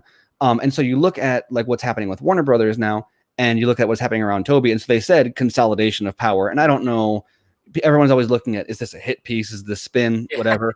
Yeah. I can't speak to that, but I will say, like, well, the headline did say consolidation of power. Consolidation of power over what? Yeah. He's in charge of a division that has continually been shrinking. Executives around him are fleeing or getting fired. And when that's happening, what that's saying, like, he's in control of something that is becoming less and less relevant and isn't core to their future strategy. And there was an article. He's absorbing those responsibilities. Right. And he's not climbing the hierarchy. He's not being put in charge of more people. And so eventually, when Warner Max and whatever Warner Max is fully integrated, and it's because right now it's shared between WB and HBO Max, they don't want that structure. That's duplication. Mm-hmm. They want it to be full. Now, whatever they'll say, we don't want that, but they always say that. No company wants to duplicate their efforts. They'll just say they don't because A, layoffs hurt stock prices, and B, well, sometimes depending on what they are, but B, it makes the workforce like nervous. And so like, no, we're not changing anything. But if they have two divisions that do identical things, that's not, the people that are, only one set of people are going to be left at the end of the day. And the fact that he isn't being brought over into the HBO Max side of things, and he's staying on the Warner Brothers side as it continues to shrink, he's the captain going down with the ship. So like, sure, he's got, they just said, oh, Toby, we consolidated the power of the Titanic under you. You now have more control over which direction the Titanic goes. It's like, well, sure, but it's still gonna sink. And this is only 1 or 2 days after a business article came out that was framed very much in the regards of HBO Max subscriptions going up while Warner Brothers profits go down. Even the headline of the article touted HBO Max while talking about the decline of Warner Brothers. So I think that article coming out really leads credence to this idea of, great, Toby Emmerich is still standing at Warner Brothers as they're dying on the vine, while HBO Max is like, hey, Q3 subscriptions up to this many numbers. And even the headline was framed it that way. And when I was talking in the Squadcast group, that's what we took from it was, that's an interesting way to frame that information. Right, which I think is possibly, if we're going to talk about like behind the scenes who instigated this, I would say, if there's any sort of, if this isn't like a press release from HBO Max or Warner Media, what this is Toby getting ahead of the narrative of like, hey, look, I'm consolidating power, but like, if people next to you are dropping and you're not being replaced, and you aren't being brought over to the other side. Yeah, I mean, if any of us like worked at a place, I mean, I've worked at places where it's like, okay, we had to let go of people, and now you their responsibility, and it's like, yeah, but you're not getting a raise. But you're not getting a raise. You're not getting a promotion. You are literally the same person with more work to do. And I'm going to tell you a little secret. That's also a way that people broom you out without having to fire you, because the mentality is, well, we don't want to have to go through the trouble of firing you. We would rather you just quit. It'd be a lot easier from our HR perspective. So who wants the same job title with the same amount of pay, but more work to do? And the concern is that I saw, because the concern was, it said he has sole greenlight authority, and so people were concerned about how that impacts Snyder, because he's like Grace came out and was like, and on two, there's two aspects of that. First of all, is that while there is like a bit of a team game going on here, it's not nearly so much as like fans think of it. That he's not going to be like, well, I'm on the non-Snyder team, so I'm always going to vote non-Snyder. Like, Snyder is politically protected right now. HBO Max is putting $70 million into this, into Justice League Part 1. And they're going to unless it absolutely bombs, he can't touch it, assuming he even has greenlight authority over that. Which is the second point, is he has sole greenlight authority over what? Over a division that is not their primary focus. What is going to come across his desk being asked to greenlight? Most of the projects that they care about probably are going to be going through either acquired from elsewhere, or maybe going through whatever other Warner Media channel.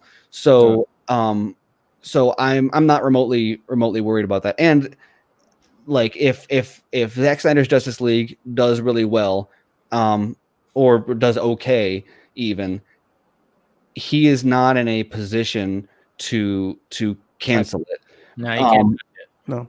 No. And so assuming that decision is even his to make. So right, because one of the things that I read in one of the articles was that mainly his green light powers is basically, do we put this on HBO Max or do we release this theatrically? Like, that's like, it's the sorting. It's not even the, no, you shall not pass. Wait a minute. Scott, you said green light? Oh my God. Does that mean he's playing Exclusivo? Yes. Oh, we figured it out. It's not Sam Benjamin. It's not Ryan Reynolds. It's Toby Emmerich. Yeah. Well, one thing that it's assuming he's even around that long is the other. When Jason Killer gave that interview a while back, his sole focus was to deliver digital content, whether it's video games, movies, TV shows. So that's their sole focus right now. What is and it's all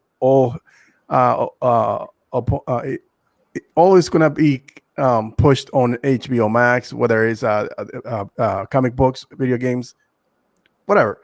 The thing is that this guy coming into this department, he's just going to be a mediator. He's going to be, like you said, he's just going to sort of sort things out, where everything fits, where everything goes. I don't think he's going to be the one who's going to greenlight whatever it is that's going to go on either on the movies or on HBO Max.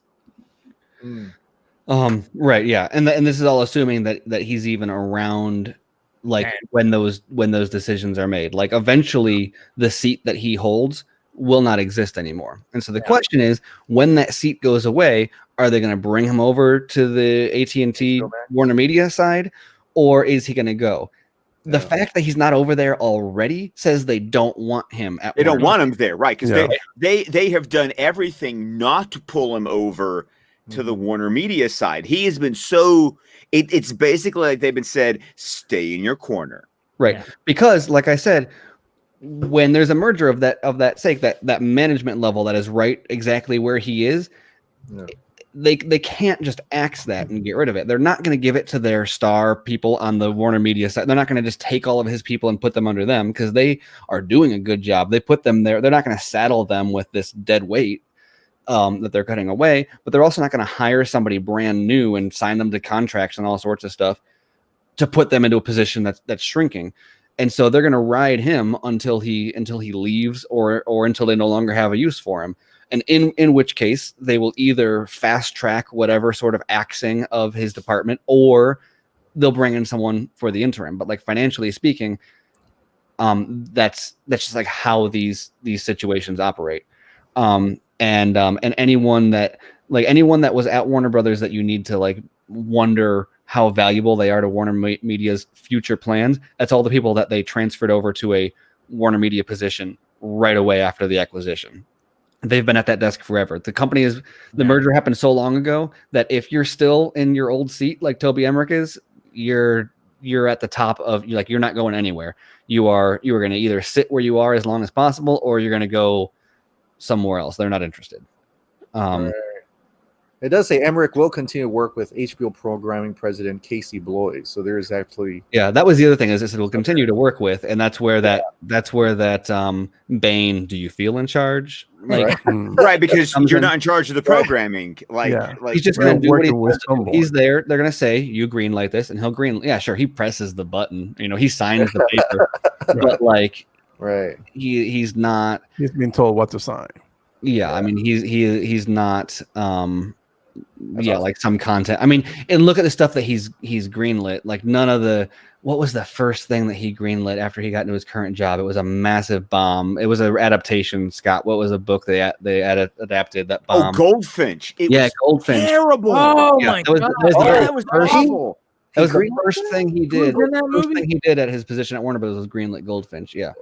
So yeah, and he promised. And look at what happened under his tenure. Also, like they promised that, like they build Shazam as like $1 billion potential movie, and it didn't hit that. And they profit share Joker. Exactly.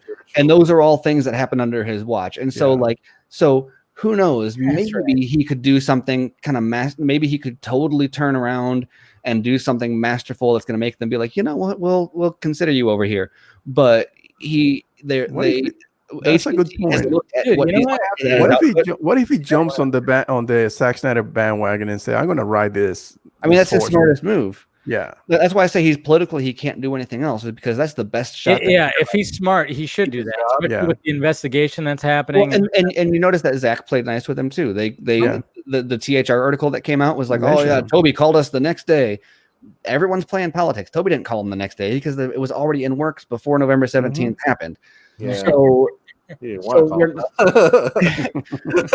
whatever, I don't know, whatever that conversation was, but like that was not Toby Emmerich's doing. But everybody played ball for, I don't know, whatever reason. Everyone is like, you know what, we'll let you take credit for that. And it's like you said, it's politics. It's for the general public. It's for general public consumption to go, oh, isn't this a great story? We all just gotta. They're heroes. Man. I mean, we read. The thing is that we who have been in the weeds, we've heard all the dirty little secrets. So when we read these articles, we're the ones going, okay. Yeah, I know. Right?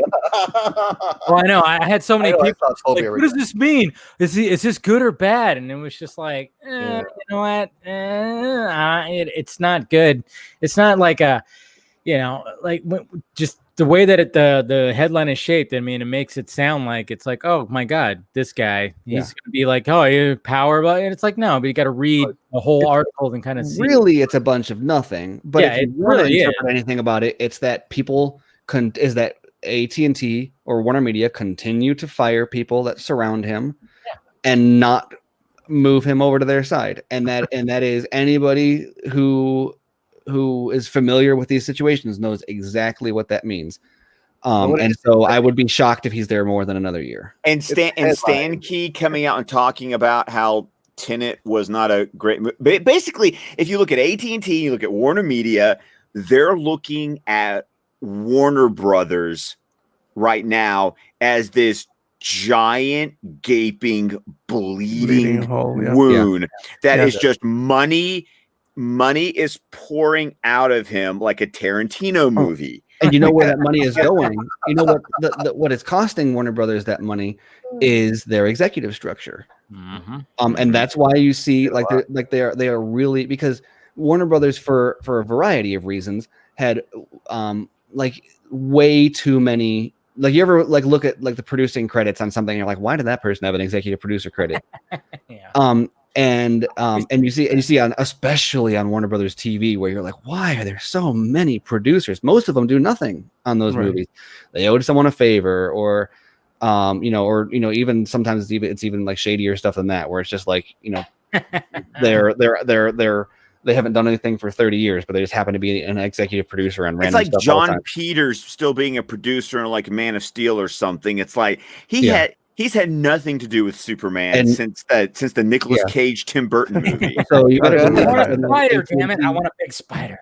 So when AT&T starts looking at Spider on that sequel, on the Wild Wild West. He got it in Wild Wild West. He got what he wanted in Wild Wild West. One question that I already asked Steven, and just want to touch up on that again, because a lot of movies got pushed back. I mean, everything got pushed back until 22, 23.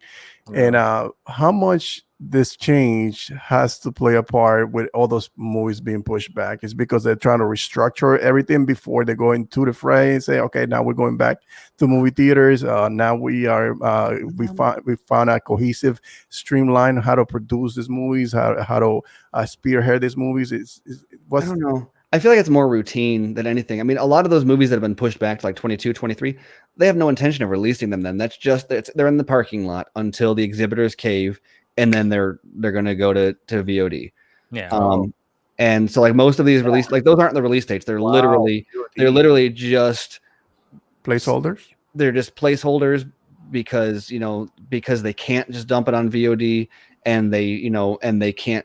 It's a sign of no faith. And if they didn't maintain those release dates, if they were just released them on VOD, or if they just removed the release date and just said we don't know, the theater industry would just be dead. Everyone would sell their, whoever even owns stocks in theaters anymore would just go under overnight. So they need that, like, oh yeah, there's stuff coming. Eventually, they need to put on the good face that no, these are eventually going to come out. And we promise these are still coming out. Look, we're moving it to this date, despite the fact that Wonder Woman has had like 7 dates at this point. Correct. Right. Yeah. And people keep on. I've been asked like, why do they keep on moving it? And it's like, well, because in a case of like something like Wonder Woman, if theaters open back up and it's profitable, they want that to come as soon as possible, and so they'll keep that on the near-term treadmill. Yeah. As long as like you want to know a cause for concern, wait for them to move Wonder Woman to like 2022. That says we have no intention of releasing this theatrically. Otherwise, they're going to keep on bumping it like a few months. Because eventually they're just going to say, okay, cool. That's because they want to hold that spot, because those spots are hard to get. It's like it's a raffle ticket. Right. And so that's what to watch for. What the stuff that's getting bumped out, but until later. That's all stuff that you're going to see sold like Bond, right? That's going to show up on VOD, and it's literally they bump it out there because it's on a placeholder. They don't want to have to keep on finding a new release date. They know they have no intention of releasing it in the immediate future. So what's happening to Quiet Place Part 2? Jesus Christ. Oh man, nothing about that. Nothing.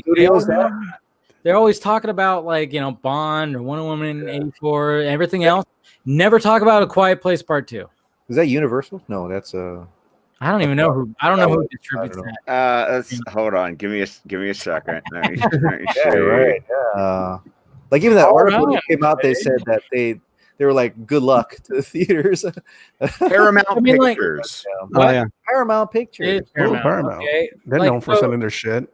I mean, it's funny too because I've seen like a couple of commercials right now when I had the TV on for The Witches.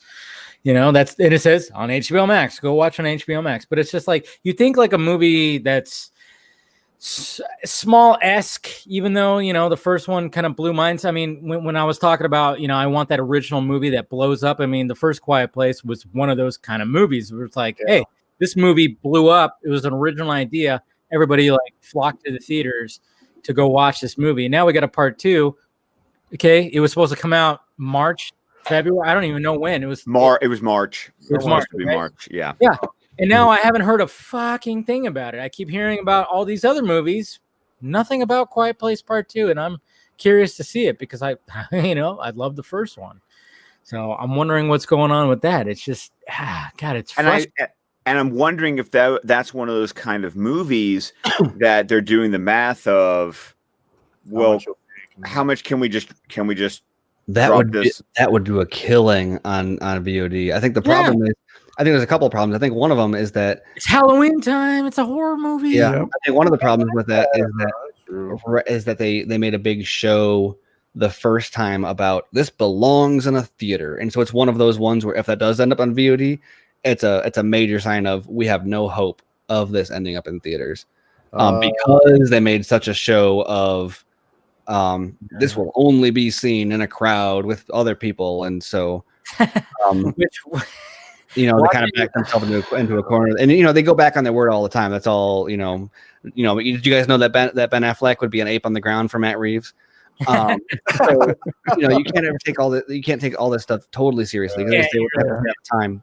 But it's true. I think that going back on that word after being so bold about this will release in theaters is that you go back on that when theaters are like a lost dead cause. When there is a do not resuscitate order on the theater industry, and it's hard to hear because I am a die in the wool.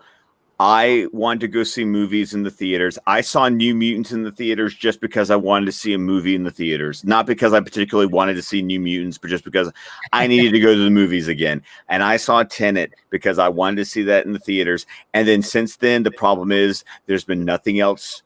There's been nothing else that I could convince my wife with a straight face, honey, let me leave the house while the kids are supposed to have bedtime for me to go watch a movie, and you watch all three of them by yourself. Good luck with that. See you later. Right. No, if I want to stay married and alive, if I don't want to be dead in my sleep, no, that's just not gonna happen. Yeah. But you look at something like Wonder Woman, where it's like they have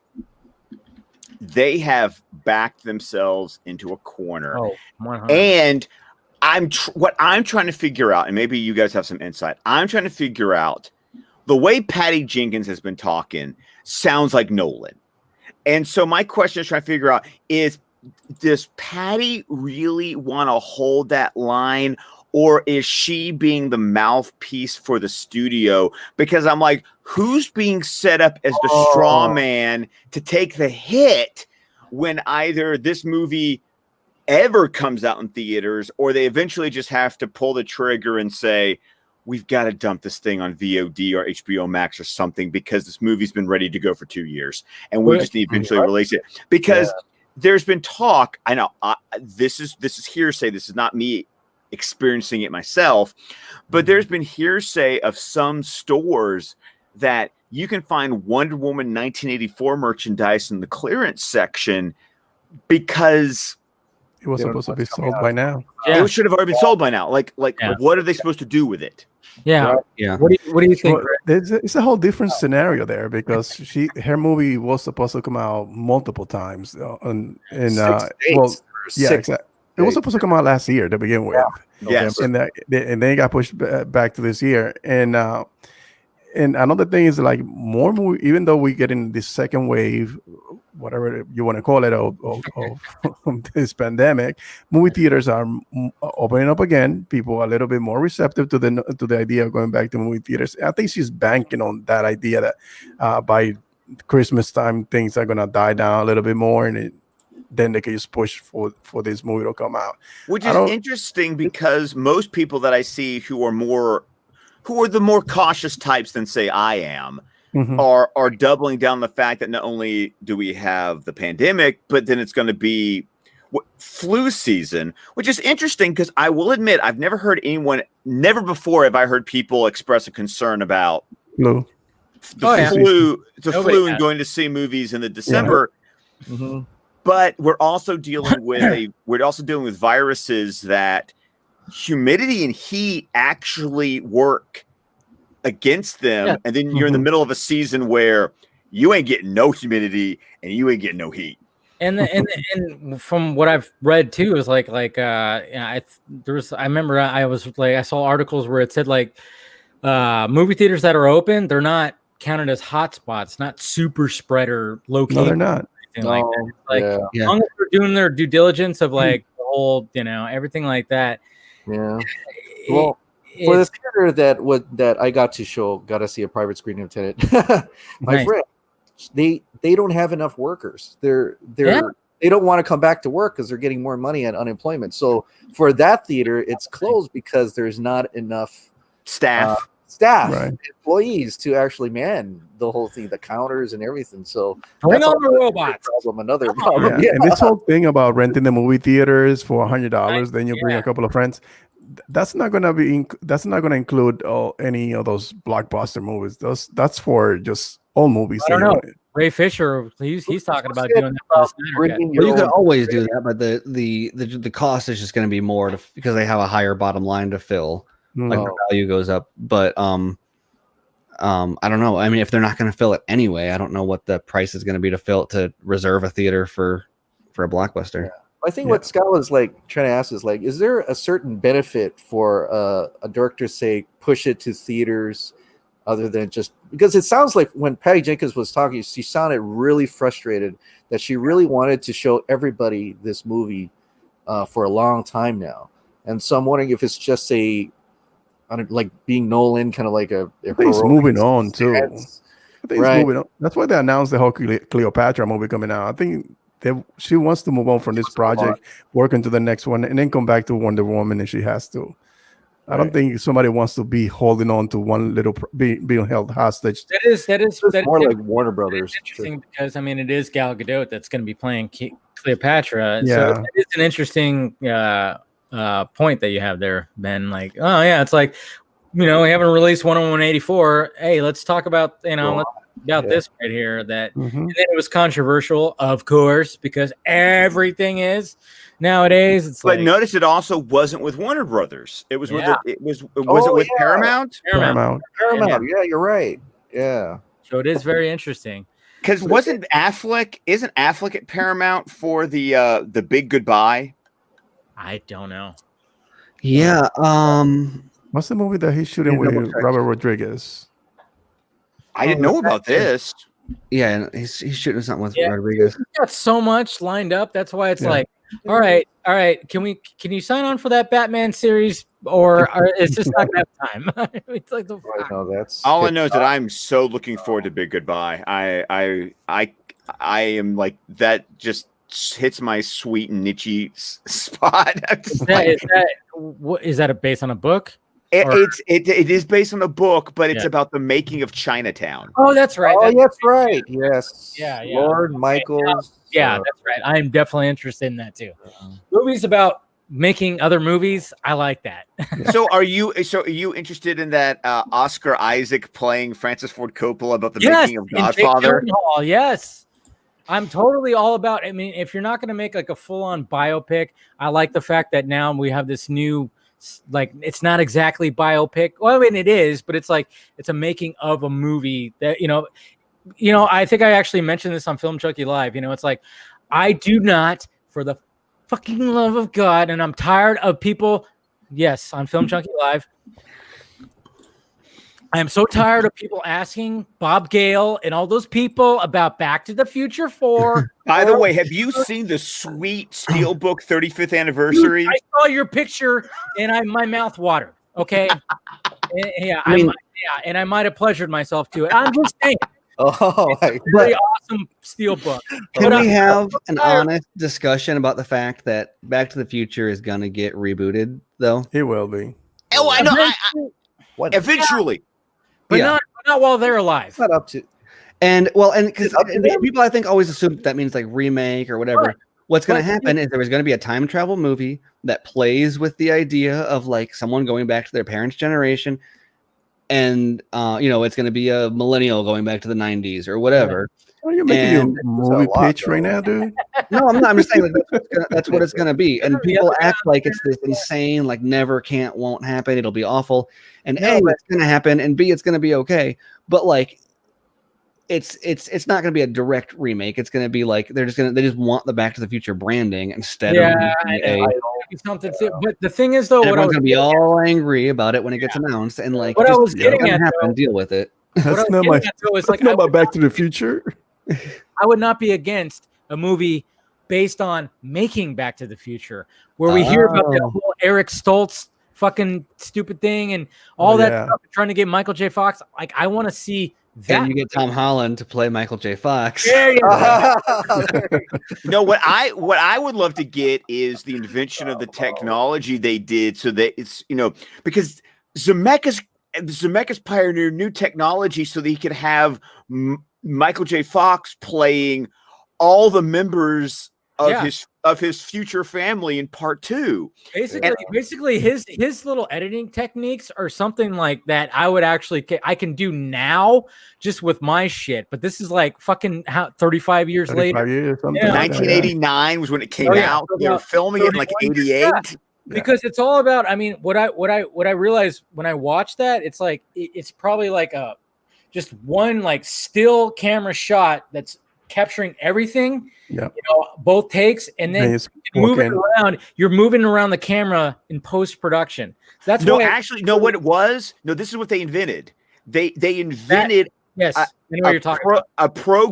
Basically a programmable track so that the camera would basically, they had to make it so that when the camera moved, it would move exactly the same way every time. There is that too, but there also is a technique of just like having the camera shoot like this entire thing, but in post you actually like zoom in and then you can move. That's why sometimes it looks so smooth because it's being moved in post-production and editing. Okay. No, you're right, Scott. There's like those elaborate shots that require that tracking thing, yes, but at the same time there's like, you could see like, why is the camera moving so smoothly when it's going in? Like, it's because it was actually one big shot that would like combine two different shots, and then they just kind of like zoomed in and like pan back and forth just to make it seem like, oh man, look at this crazy shot. But of course, like when I watched Back to the Future of the entire trilogy, I could see their like little techniques. Like even when Doc Brown sees his younger self and he walks up, they always have this median that's like, they never cross it. And he grabs he grabs a ratchet and then he walks so conveniently, and then there's a light post and he passes it through behind the light post. It's like that's entirely somebody else's hand. Yeah. The light post is the fucking scene. That's where the green screen splits. Yes, that's where the steam is right there. It's like it's crazy how elaborate that shit is. And going back to Zemeckis, they just really revolutionized these little techniques like that. Cameron was on a whole other level. He was making Abyss and making fucking water aliens and shit like that. By the way, where's my Blu-ray of Abyss? I have never seen Abyss. Oh my God! And the other day, I was like, you know what? I'm gonna bite the bullet and watch Abyss. And so I pulled up Prime, and I went to watch Abyss, and I started it, and it was Letterbox, or it was 4:3 Letterbox. It was Pan and Scan. And I was like, and so it started up, and I was like, ooh, nobody ever told me that Cameron did this in like 4:3, and I watched for a second, and I was like, this looks like Pan and Scan. And so I paused it and I looked at the comments and had horrible reviews. And it was like, this is not a review for the movie. This is a review for the media. Yeah. And I was like, that's interesting. And so I Googled. You need to find a better copy. You need to find a. Apparently, there's like people like can't get digital copies of the widescreen version. God damn it! I'll have to look. Maybe I'll try to find something. I don't know. You need to watch Abyss. Abyss is fantastic. I want to see it. Like I said, I tried to, but I didn't look at it really hard. I'm sure there's something out there, but like at a glance, it seems that a lot of people have difficulty finding. Well, there's definitely not a high quality digital. Like there's no remastered or like digital. There's no Blu-ray version available, and the fact that I think something with the Disney purchase screwed that up also because you need to watch the director's cut too. It's better, of course. So I'll see if I can like get. I don't even have a setup to watch physical media right now.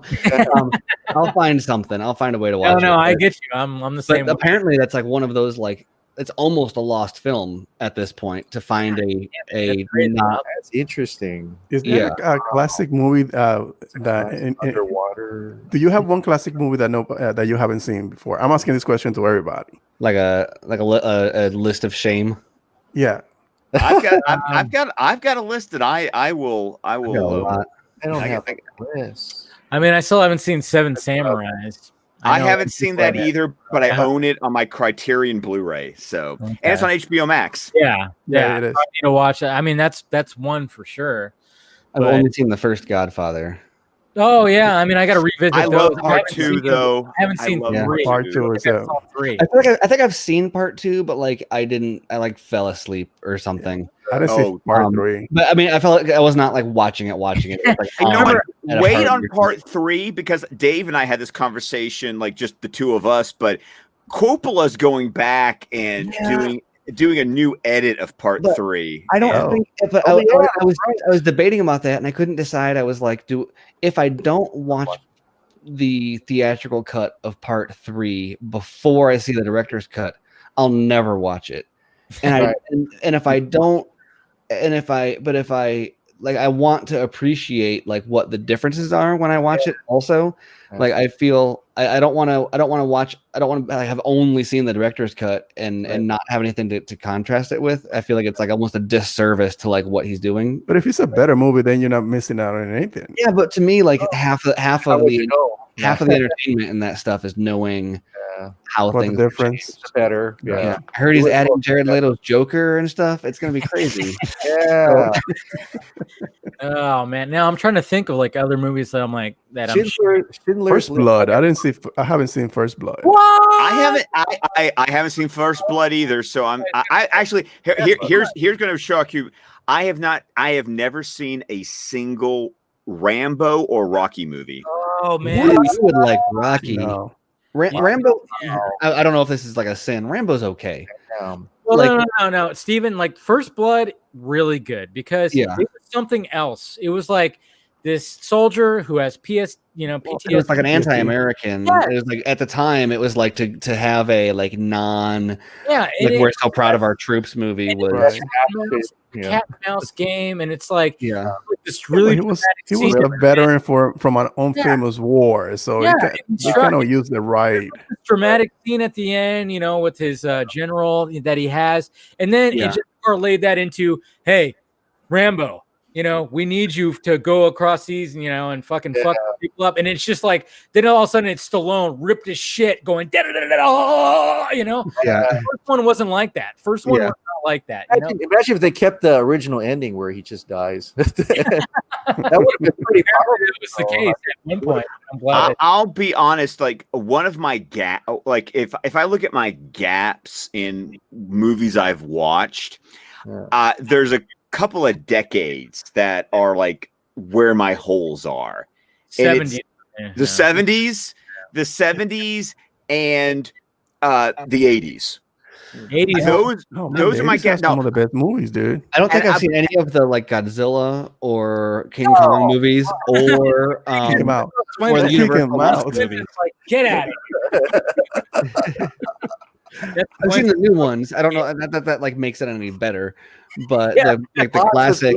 You need to see Gojira. And it's on HBO Max. Classic. The guy with the man in the suit where you see the mask like coming off. The Japanese one or the American one? The Raymond Burr or no Raymond Burr? No. I say Gojira because you watch the Japanese one. Okay, that's the one you watch. Of course, yeah, they're always better. No, that's where my holes are too. Like I don't like Godzilla. I never got really into as well, so I don't even know. Like, but I know like some of the history, and then I'm like, the first one I watched was the Roland Emmerich, fucking Dean Delvin, fucking Matthew Broderick one. Yeah, I think that the Peter Jackson Kong was the first movie I saw multiple times. I think I saw it 6 times in theaters. Really? Yeah. I like that movie a lot. there were a lot of good elements, but yeah, there really was. It was long. People that I knew like ragged on it for being, but I loved long movies, and there were moments in that movie that I thought were like the score was amazing, and it was like I think Peter Jackson. The quiet moments were like beautifully shot. I love that. Yeah. There's a lot.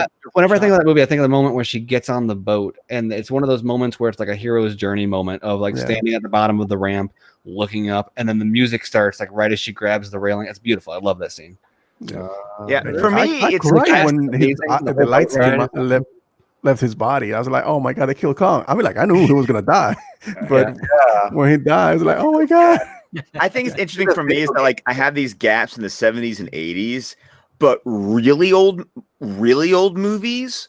I'm good. I'm solid because I used to go to the when I've been on the I Love That Movie podcast. Shout out to Lisa, very good. I used to go to the library, and once my library card, I got old enough that they put the little sticker on my library card that I could check out movies from the library. Yeah. I mean, if it was from the 40s or the 50s, like it was like I was like.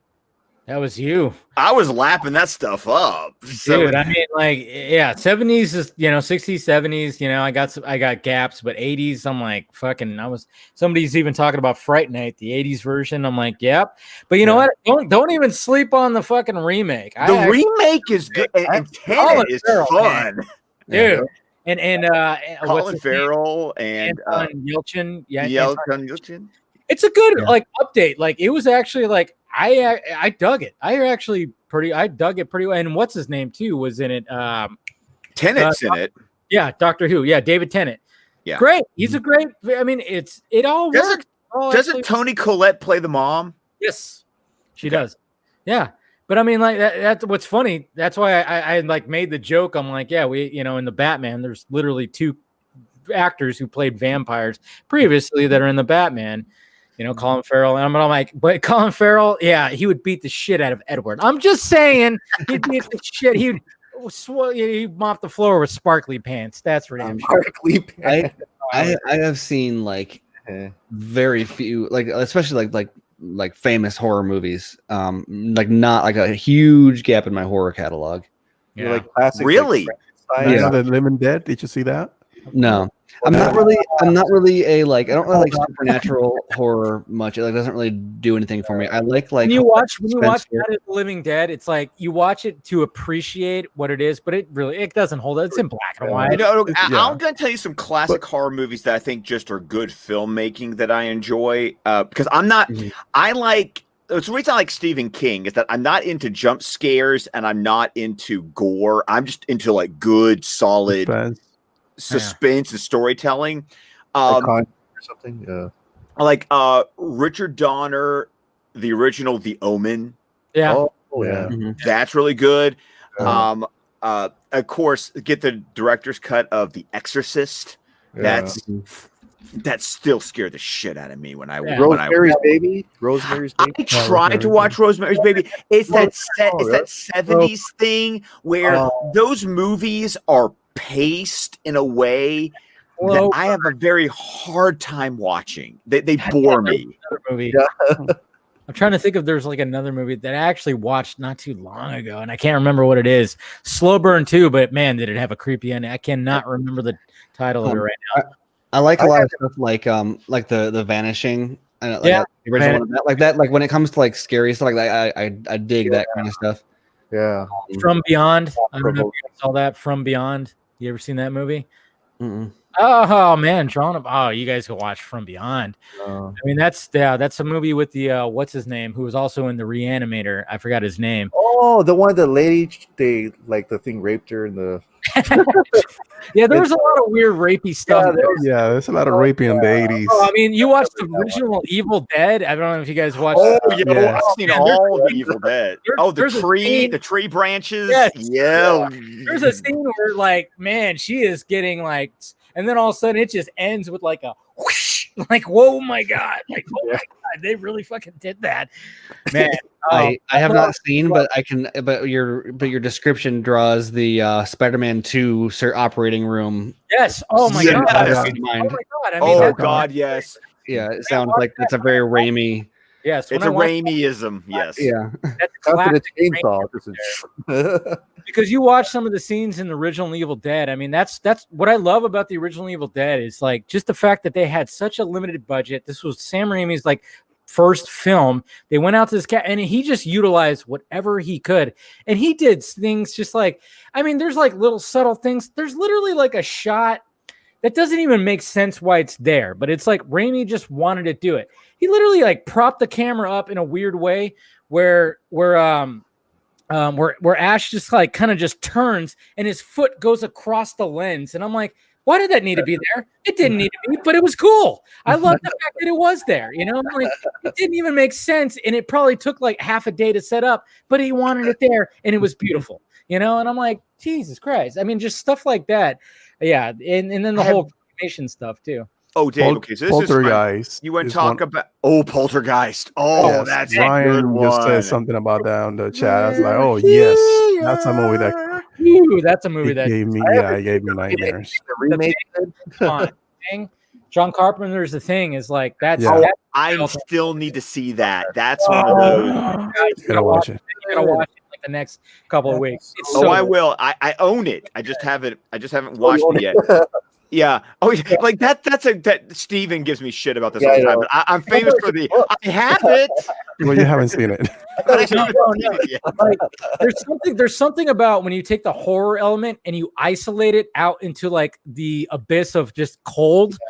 Oh, that's what adds to The Thing. It's like if The Thing happened in like a nice climate where it's 60 degrees, it wouldn't play as well. But the fact that they're like in the Arctic and it's just like isolation, it's cold. Oh my God, it plays. Speaking of that, I still need to see 30 Days of Night. Oh, it's so good. Good. I've read the graphic novel. I've read the original graphic novel, but that's I haven't the vampire. seen the movie. Yes, vampire. Yes. Yeah. It's underrated too. It's the same thing. I mean, the same thing. You have that isolation out in the cold. There's just something that adds to it. And I love the ending. The ending is awesome. Well, the ending. You're like, oh shit. I mean, it's just like, holy shit. Damn it. You know. Okay, Dave, I got one for you. This will take the horror and the making of movie combination. Have you seen Shadow of the Vampire? Shadow, is that the one with Willem Dafoe? Dafoe and John Malkovich? Yes. Oh, is that the Nosferatu kind of thing? Yes, it's the making of Nosferatu. If Nosferatu was an actual vampire, yes. I even like a long time ago. I revisit it, but yes. Yeah, I almost thought you were gonna go New Nightmare, Freddy Krueger, New Nightmare. No. I've actually never seen a Friday the 13th. I've never seen a Nightmare. We gotta remember, what did I say? I'm not big on like. Yeah, I know. I don't do horror. Like horror is a weird genre for me. Slasher or like supernatural horror, I think is like the two areas that I'm just like not generally interested. Not slasher for me. No, not those time was a lot of slashers. Those time, I mean, I don't really mind gore, but it's either like, to me, it's either just like a thing that's there, or if it's something that I mind, it's them just like pushing it so far that I'm like, okay, that's not even enjoyable. I don't know. Like the point there is just to gross out, and I don't get entertained. For me, I love psychological. Yeah. So like me watching something like Silence of the Lambs is like, that's like, give me my popcorn. I'm watching that. There's a lot of new good ones like The Invisible Man or Us. Yes. I thought Us was very good. I remember somebody on my timeline was like, what would you classify Silence of the Lambs? A horror or psychological thriller? Psychological thriller. It's a psychological thriller to me. I mean, like, I liked Red Dragon. Is Red Dragon controversial? I think people are like, no, I really enjoy Red Dragon. Mm-hmm. I enjoy it more than what was it? Manhunter, the original, the one with Brian Cox as Hannibal Lecter and William Peterson. And I love Red Dragon, especially that part where he's inside the museum and start eating the painting. I was like, what the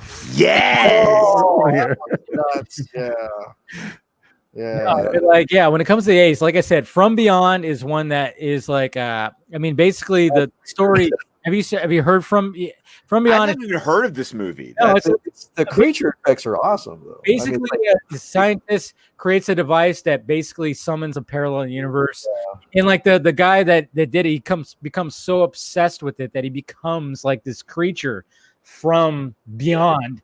And it's got some gore, and it's just a freaky ass movie, and like that was after the Thing, right? That they were trying to do what the Thing did, and they had all this weird... little bit, yeah, it had that similar effect, yeah. But I just horror is really interesting because it's like a breeding ground for like experimentate, like filmmaking experimentation. I think that's where I'm like, that's where I always kind of fall into the, if it's something that is like very experimental like that, I tend to like it. I can't think of a good older example, but something like what? No, sorry, somebody said Creep Show. I'm like, oh, I love it. But something like Invisible Man, I thought was really good because how they used the like cinematography, to create horror. And so like I'll watch almost anything that's like that. But whenever creature effects, if it's good, but I'm more interested in like camera, like in camera. But how do they do that? Yeah, you know what Invisible Man movie you should watch? Chevy Chase and Memoirs of Come on. Daryl Hannah, it's a great movie. It's a comedy. It's not supposed to be free. It's got Sam Neill in it. He's the bad guy. Great movie. Just I got a one that was very sort of under the radar that I really enjoyed. Did any of you ever see Mary Riley? Yes. Julia Roberts. Julia Roberts with John Malkovich as Dr. Jekyll and Mr. Hyde. Oh, okay. Yeah, that was like now that you said Dr. Jekyll and Mr. Hyde, then I remembered. Not Julia. But you know what? I've never watched anything after Saw 1 because after that it was just kind of like over the top. Yeah, I never watched a single one, but I was interested in that. Watch it. The original trilogy is actually good because it all loops together, and then when it gets to 4, it goes, okay, who the fuck are you kidding? What happened with that Chris Rock Saw movie? Did that come out or did that? No, it never came out. He was supposed to. Because I was gonna say, because I've never been remotely interested in one, and then the trailer for that came out, and I was like, actually, I want to see that one. I don't know if I need to see the other one. Place, you know, it's like, where the fuck are these movies? You know, no, it's just the horror movies that just kind of. Well, because those are the ones that have they cost nothing, and so it costs them nothing to just leave them on the shelf, and they will go big. They'll make a couple $100 million in the theater, and like quadruple or plus, they cost $5 million to make. Horror movies are one of those. Horror movies are like comedies. You need the social experience to really get the effect of the movie. Yeah.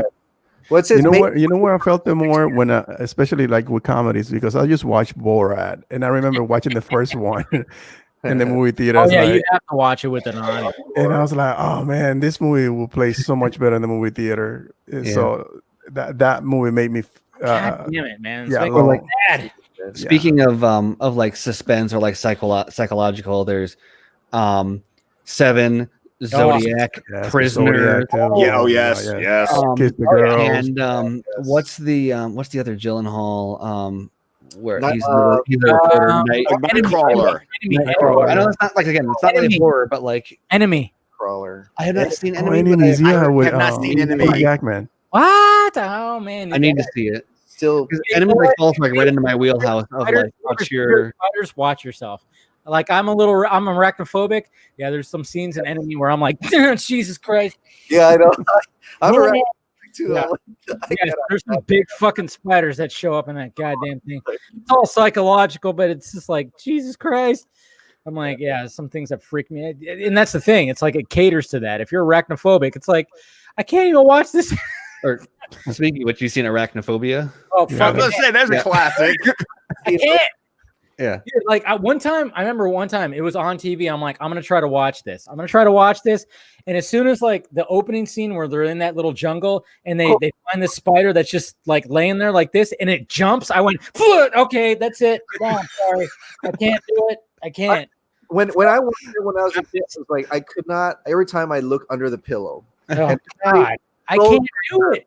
Looks like a spider, right? Like I can't do it. Well, like I couldn't even swim in swimming pools for a long time after Jaws. Like it'd be like the deep end of the swimming pool. It's like I can't feel the bottom. No, Okay, and you remember there's also in the 90s, of course, you had Francis Ford Coppola's Bram Stoker's Dracula, which, and you also had Kenneth Branagh doing Mary Shelley's Frankenstein with De Niro as the monster.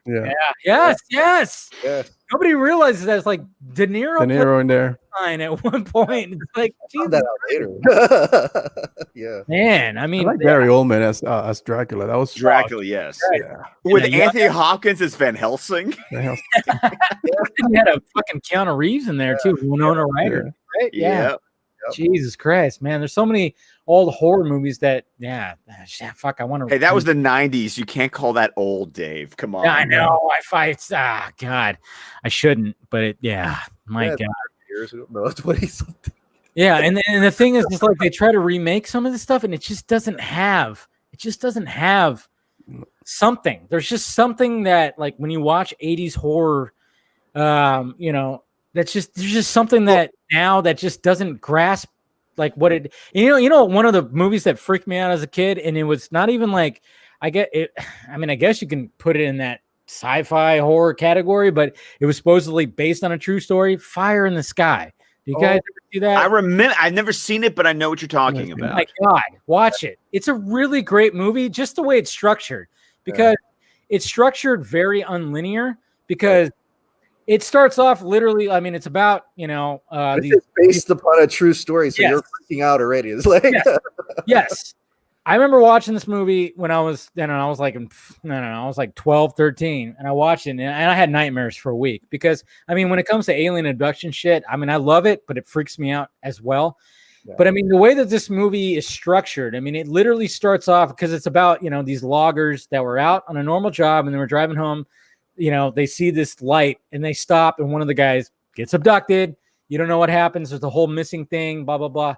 But the way that they do it, I mean, it literally starts off with they show up at this lounge, or not lounge, but at a local bar or something like that after they just rush down this hill and they're missing their friend.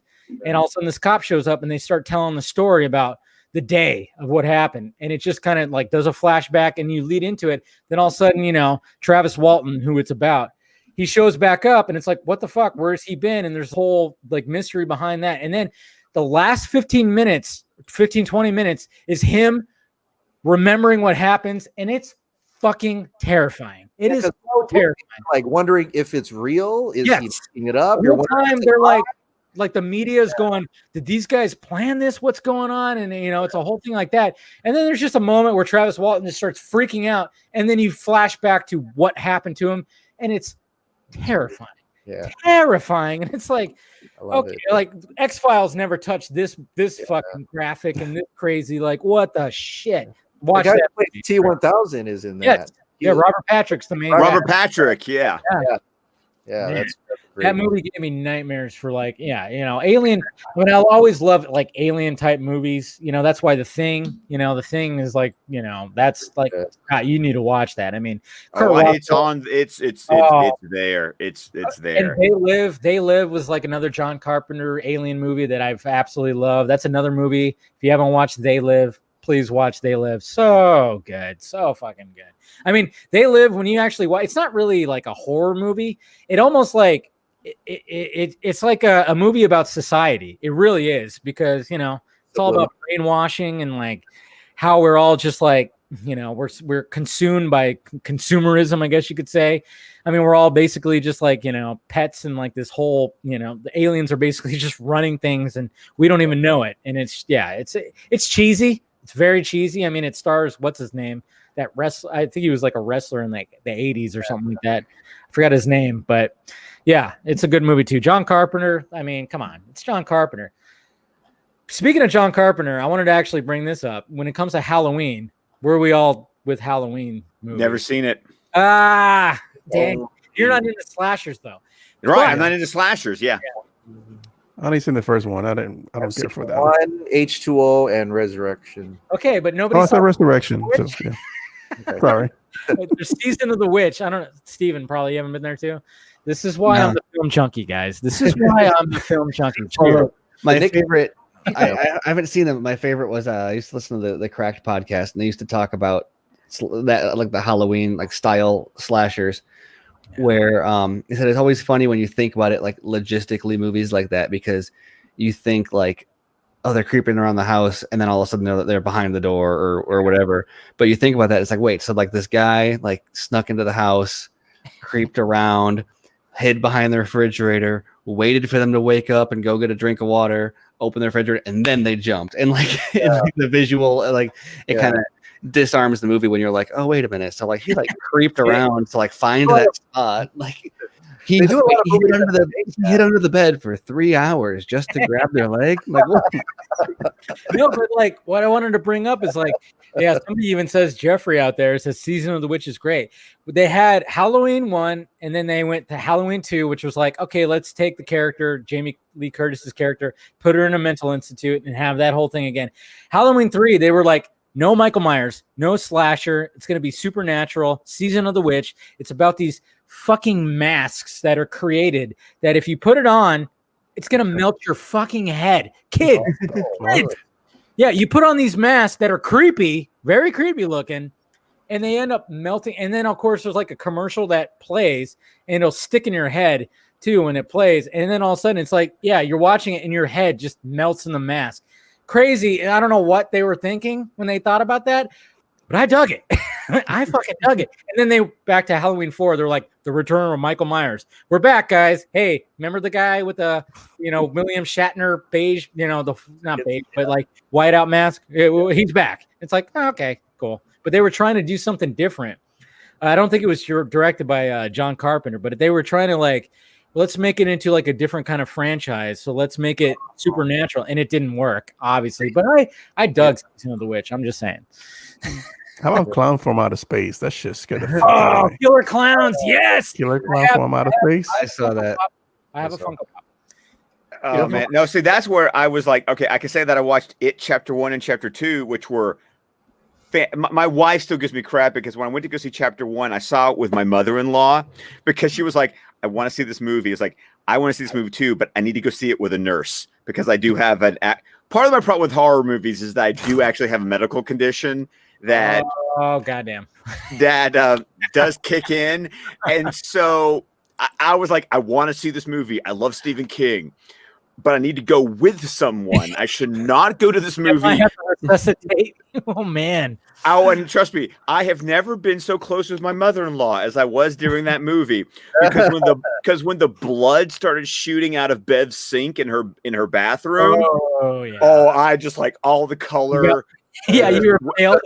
I know. I got the sweats. I was pale, and I just sort of I just like I get like nauseated and like dizzy, and I just like leaned into my mother-in-law, and I was like, she's like, "Are you okay?" So just give me 5 minutes. Just give me 5 minutes, and eventually it's a blood pressure issue, and so all the blood started pumping again, and I was like, "Okay, you're back. I'm good. I'm good for the rest of the movie." But my wife gave me crap because that night she said, "You kept like moving in bed," and I was like, "Yeah, I was having fucking nightmares." Did you see the original one with Tim Curry? Of course I did. I saw that the second one was on TV. All those Stephen King 2-night ABC miniseries events.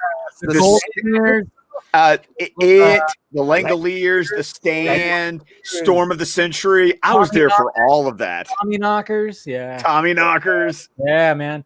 No, but like Killer Clowns from Outer Space, cheese. It's pure cheese, but my God, is it great. So great. Killer Clowns from Outer Space. It is so stupid, but it's so fucking creepy. You know what's funny too is like last year, I went to the Universal Hollywood, the horror nights. They had a Killer Clowns from Outer Space maze. It was perfect. Fucking perfect. Walking through there, I was like, oh my God, they captured the essence of this movie. It's so great. Oh, I mean, they had everything. I don't know. You guys need to watch it. The one that Ellen DeGeneres went through with, or Ellen's producer went through that maze on YouTube. Oh, that seems like something Ellen. Is that what it was?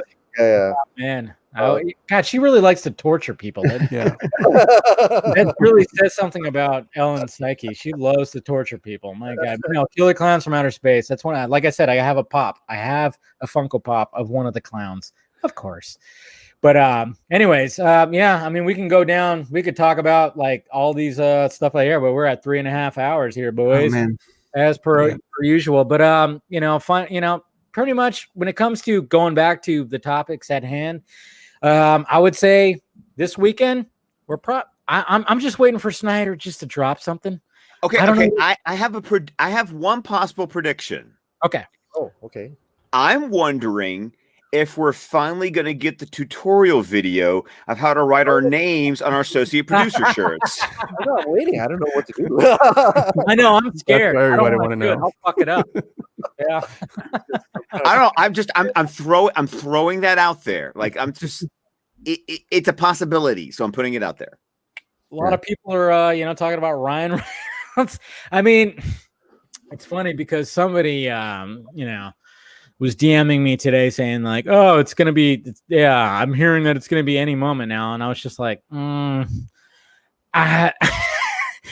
mean, Garz is not here. I mean, but at the same time, it's not like he was like he didn't write an exclusivo about it or anything. He didn't do that. But at the same time, it was like, when I kept hearing from like different things, was like, is this thing really going to happen? But is it going to be Zack Snyder's Justice League, or is it going to be GLC? Is it going to be Green Lantern Corps? It just everything seemed far fetched when it comes to the whole Ryan Reynolds thing. As much as I would love it, well, except for the fact that I think his name has come up, in different contexts. Yeah. So it's not out of the question that we see him show up somewhere. But I don't know exactly where that'll be, but it's not like this is like totally unrelated to anything going on. His name has definitely been in a conversation or two. Oh, of course. Yeah. I don't have no additional knowledge other than what has been said before, but the only thing I could think that I'm thinking about is that all I'm hearing is we're getting Joe Manganiello. We're getting Jared Leto. So it feels like it's like everybody's getting an opportunity to fully display what they had to begin with, and they didn't get a chance to flesh it out there. Like, for instance, Jared Leto, I didn't care for this character because I didn't get enough. But what's so great about that though is like, even though he had like 10 minutes of screen time, he's going to break a record because he's going to be the first actor to play Joker in multiple movies. Yes. Yeah. This feels like it's a redemption road for a lot of people. So I feel like, okay, maybe that's another redemption story there for this character, Green Lantern, because we know how that worked out the first time around. So maybe that's Ryan Reynolds' road to redemption. That's the only thing I could think of. Why would he be part of this production? He did like that poster today. Yeah, he did. Well, he puts it on his Instagram story too about aviation. Hal Jordan drinking aviation gin or something. I think it's the best gin in Sector 28. He did. 2814. Come on. I thought it was 2814.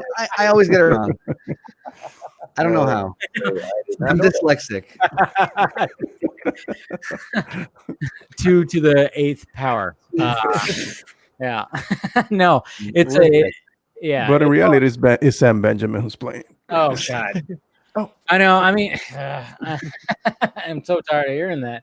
I don't know. It's going to be interesting. I don't know. Like, when it comes to Zack Snyder's Justice League, it's like, okay, what I'm nervous about is like, I mean, are they going to spoil more things? I mean, when it came to the Jared Leto Joker thing, he didn't want that out. They didn't want that out, but it came out. And like I said, I mean, like when I referred back to my tweet, like, that was like a week and a half ago. I was like, when I was hearing about Warner Brothers, like, interested in a Jared Leto, Margot Robbie Joker movie, I'm like, well, that's interesting because, next week's supposed to be the additional photography, and I'm hearing Leto is going to be part of it. I'm like, why would that get released? There was something iffy about that. And then when it comes to, I mean, it's hard to judge. Like I said, I even said on my Film Junkie Live, I'm like, I can't wait to see Jared Leto post a picture of himself next. What's he going to look like? And he did today, but I don't know if it's old or new. He does that all the time. Yeah, I'm like, he's recording music, and he's got the long hair and the beard, and I'm like, shit. I don't know if what is that? Is that from a month ago? I don't know, because he just likes to do that. He likes to throw people off. The fact that he posted that picture of his, of his body And everybody was like freaking out because he was shaved, because he saw his chin, and he was like in Joker shape. And it was like, okay, it was like he let us know that, hey, maybe he was doing that. I got an interesting question. If Joker had a beard, would it be green? I know, that's the thing. And I even said, I was like, I would love, if it's going to be Knightmare, it's going to be Knightmare. I would mind a bearded Joker, but at the same time, it's like, yeah, would it be green? Maybe I'll just stick with like, hey, can we just have long hair Joker? Can we have, that, just that, maybe that, and I saw some people do fan art. Just give me the long hair. I don't need the beard necessarily. A beard might be a little bit of a stretch, I think. Has Joker ever had a beard? I don't think he's ever had a No, not that he's had his face cut off. He's been burned. I mean, he's not had a beard, or at least a mustache. Well, no. Cesar Romero. Cesar Romero had a mustache. Yeah, he would not shave his mustache. They just painted over it. Yeah. Can't fuck with his stash. Oh my god, the day that I was old enough to finally like be told that story and been like, because when you were a kid, you didn't know. Then all of a sudden, like now, when you watch all those episodes, you're like, you can take your eyes off it. You totally see the mustache. It's like painted over. That's the first mustache gate. It wasn't Cavill. Oh wait, Kevin Smith, Batman Cacophony. I googled. Someone's got a panel of it on Reddit, and it's they have him. They gave him a pube beard. Is it green? Jarrett. Okay, that's so weird. Well, okay, I actually own Cacophony. I don't remember because it's only like at the beginning. Because I think in Cacophony, like it starts at Arkham. Okay. Yeah. So that was actually the decent thing that I'm still waiting for the third part because it was Cacophony and Widening Gyre. Something. Oh, it's dark. Not green. I think it's black. Yeah. Where's it dark green? I don't know. Yeah. He has a beard. There shit! Steven just like exited himself. What happened to Steven? As Steven left. Steven totally like closed himself out. Yeah, I've made that mistake before where I think with you, Swenson, I was like, I closed out the shared page and it ended up moving there. Yeah, so I think Steven did that. He was trying to close out his page and he ended up getting like all together. That's funny. I know when we weren't supposed to get all this stuff leaked out, but does that really take away from the? No. Do you feel like it's gonna take away? Yeah, that's the thing. That's what I said too when I was talking about it on Film Junkee Live. There you go. I said, you know what, Snyder, lean into it. Let them just lean into it. If they're gonna fuck with it. If they're going to be like, hey, we're going to try to spoil this thing because we didn't want this thing to come out in the first place, Warner Brothers, whatever. We have our authors for the trades. We're just going to spoil it. Okay, then lean into it. Fucking just show some pictures. Well, there's I think there's well, obviously they don't know what they're doing because we are where we are. But a thing that I think people continue to discount about the nature of like it streaming, especially streaming series instead of a movie, is that like this kind of thing is not like, I would have loved for this to be a surprise. Imagine an episode, I don't know which episode it would be, but imagine finishing like episode 2, all of a sudden it's like boom, Jared Leto, internet explodes, bigger than it explodes at the announcement that he's in it at all. Right. That would have been awesome. However, when I found out about it, I was like, and like, my source was like, keep a lid on it. And I was like, I'm not gonna just throw it out there. I mean, I was maybe hinting at it a little bit, but through stuff. But I didn't want to. You weren't like, never mind. I'm not gonna do that right now. Exclusivo. Yeah. Despite that, though, it drives the conversation more beforehand. And anybody that's trying to like kill hype for the movie by leaking spoilers, there's been studies that show that people actually, on average, tend to understand and enjoy movies more when they're spoiled. Not everybody. Obviously, some people care about spoilers, but like the average person, when they like know about spoilers beforehand, actually. So like when it comes to a Snyder movie, I'm kind of like, you know what? Let's see how people react if this stuff isn't all surprises. Right, and we also don't know which episode it's going to be, so there's going to be that. Yeah. Is it this week? Is it this week? You know what? To be honest, like when it comes to this stuff, I don't care if I'm like, I really don't care if I'm spoiled. But if I'm watching, the Haunting at Bly Manor, I don't want to be spoiled by that. That don't spoil me. But this stuff, it does. I'm iffy on it. It's like, I want to. Yeah, I don't know. Yeah. Well, and also it continues to drive the conversation. I mean, we've had 2 days now not dominated, but there's been quite a significant amount of Justice League coverage because of leaks like that, and Deathstroke and Joker both drew a lot of headlines, and we're going to get more about the additional photography too in the next week or so. That's going to continue to drive that conversation. And while for like a theatrical movie that might work, that might like diminish interest or whatever, people are even more curious than ever about what this movie is. And so I don't regardless of whatever the intent is of leaking this, I mean, the same way that like that's how it got greenlit. We spoiled stuff. Yeah, that's what we were doing with leaking storyboards, leaking images. That's how this movie got enough interest to even happen in the first place. So and it's not even like it's like we know he's in there. It's like what context? And then what if Snyder just decided to say fuck it and he just posts an image of Jared Leto as a Joker in his movie, and it's fucking just Jared Leto, long hair and just like dressed up all fucking apocalyptic Mad Max like or something like that. Wow, that would just blow up the fucking internet. More than an article from THR or whatever the hell, or could we drop it like before I have to record DC Film Squadcast tomorrow night? I got cover art. I want my cover art like I know staked out right now. I know that's the thing. It's like breaking news. I know. I'm like it's Saturday. He's got to be like itching to just kind of post something. I mean, I always thought like, let's just post Ben Affleck silhouette in the bat suit.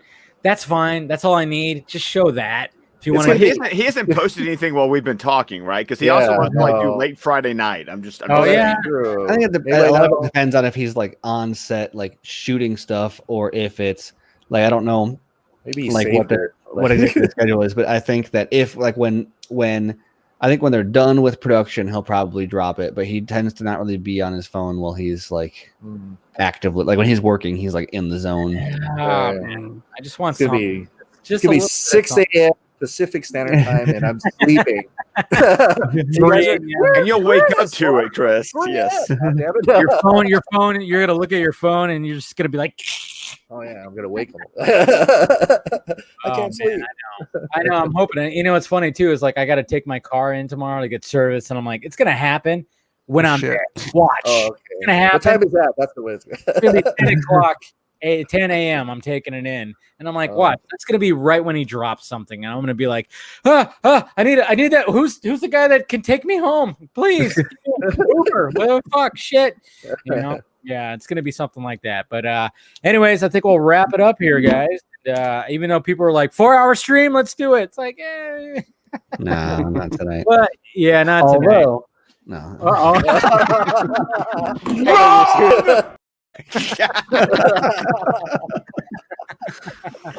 No, one of these days it'll get there. Trust me. I mean, it's creeping. It's creeping. Hey, last week was 3 hours and 50 minutes. I'm just saying. I look at the timestamp. That's because everybody joined late. That's what it was. Everybody. Everybody. Like an hour and a half. Me and Steve were talking for like an hour and a half. We were talking for like an hour and a half, and because it was funny, I sent out the links, and I'm like, all right, nobody's joining. Interesting. All right, it's just gonna be Seek time. Sweet. Be me and Seek, fine. And then all of a sudden, everybody started joining in, and I was like, oh, okay. That's why it went almost 4 hours. I was like, nah. But anyways, all right, let's go around the horn. Scott for last. Leave Scott for last, for the love of God. Mr. Ben Everts, go ahead and promote yourself. Oh, you can find me on Twitter, Mr. _Everts. And you can always find me on Wednesday at 10:30 Eastern Standard Time on the Real Emotion Podcast with my friend and my partner, co-host, John Aaron Garza. Fuck that guy. He didn't show up. Yeah, fuck him. Where is he? Where is he at? Hey, Carol, how dare you guys say something so vile about Garza? I know. I Right? am shocked and appalled that you would use such language towards a supposed friend, too. Anyways, all right, Stephen Colbert. Yeah, I'm Stephen Colbert. You can find me on Twitter at smcolbert. Also find me at screenrant.com, BVS by the Minute podcast, and Justice League by the Minute podcast. There it is. All right, Mr. Chris Juan Swenson. All right, I got to do the whole pitch. All right, Chris Wong at Ping Pong Flicks, daily DC content of shows, movies, and games. Please click the like, notification, subscribe, and my hot dog light is off, so please turn that on. Nice. There you go. All right, take us home, Scott. Of course, There we go. McClellan. You can find me at ScottDC27 on Twitter. You can, of course, find my podcast, DC Film Squawkcast, wherever you listen to your podcast. We'll be recording a new episode tomorrow night and look for it to drop this weekend. You can also listen to our previous review on Inglourious Bastards for Squawkcast Movies. You can, of course, find us on YouTube at Squawkcast Media and the entire network of shows at www.squawkcastmedia.com. There it is. There you go. You're gonna have You to almost lose my lost drop it there for a second. Good recovery. I don't know what you're talking about, yeah. Colbert. I don't know what you're talking about. Too much pressure, but Wherever your location, you can check for it. Screw you, Colbert. I still got through it. he still got it. He's a pro. He's a pro, man. The recovery. No, the recovery is more impressive because you showed that you're able to pull out of this, but pull out of the spin. So yes, that's there, good. right there. All right, guys, and you know where to find me. Obviously, you're on the channel. Make sure you subscribe, hit that notification bell so you know when I'm doing this stuff. Follow me on the sock meds that are down below, and like I said, Patreon if you want to do all that. You want to join the Film Junkie Patreon, and then shirts down below, including this exclusivo. He's the new superhero on the block, of course. All right, guys. Cheers. Cheers, guys. Thank you for joining. Thank you to the panel. Thank you to John for joining and subscribe to his channel. I mean, he's doing amazing work with that 16-bit stuff. Can't wait for his new trailer, and we'll talk to you guys later.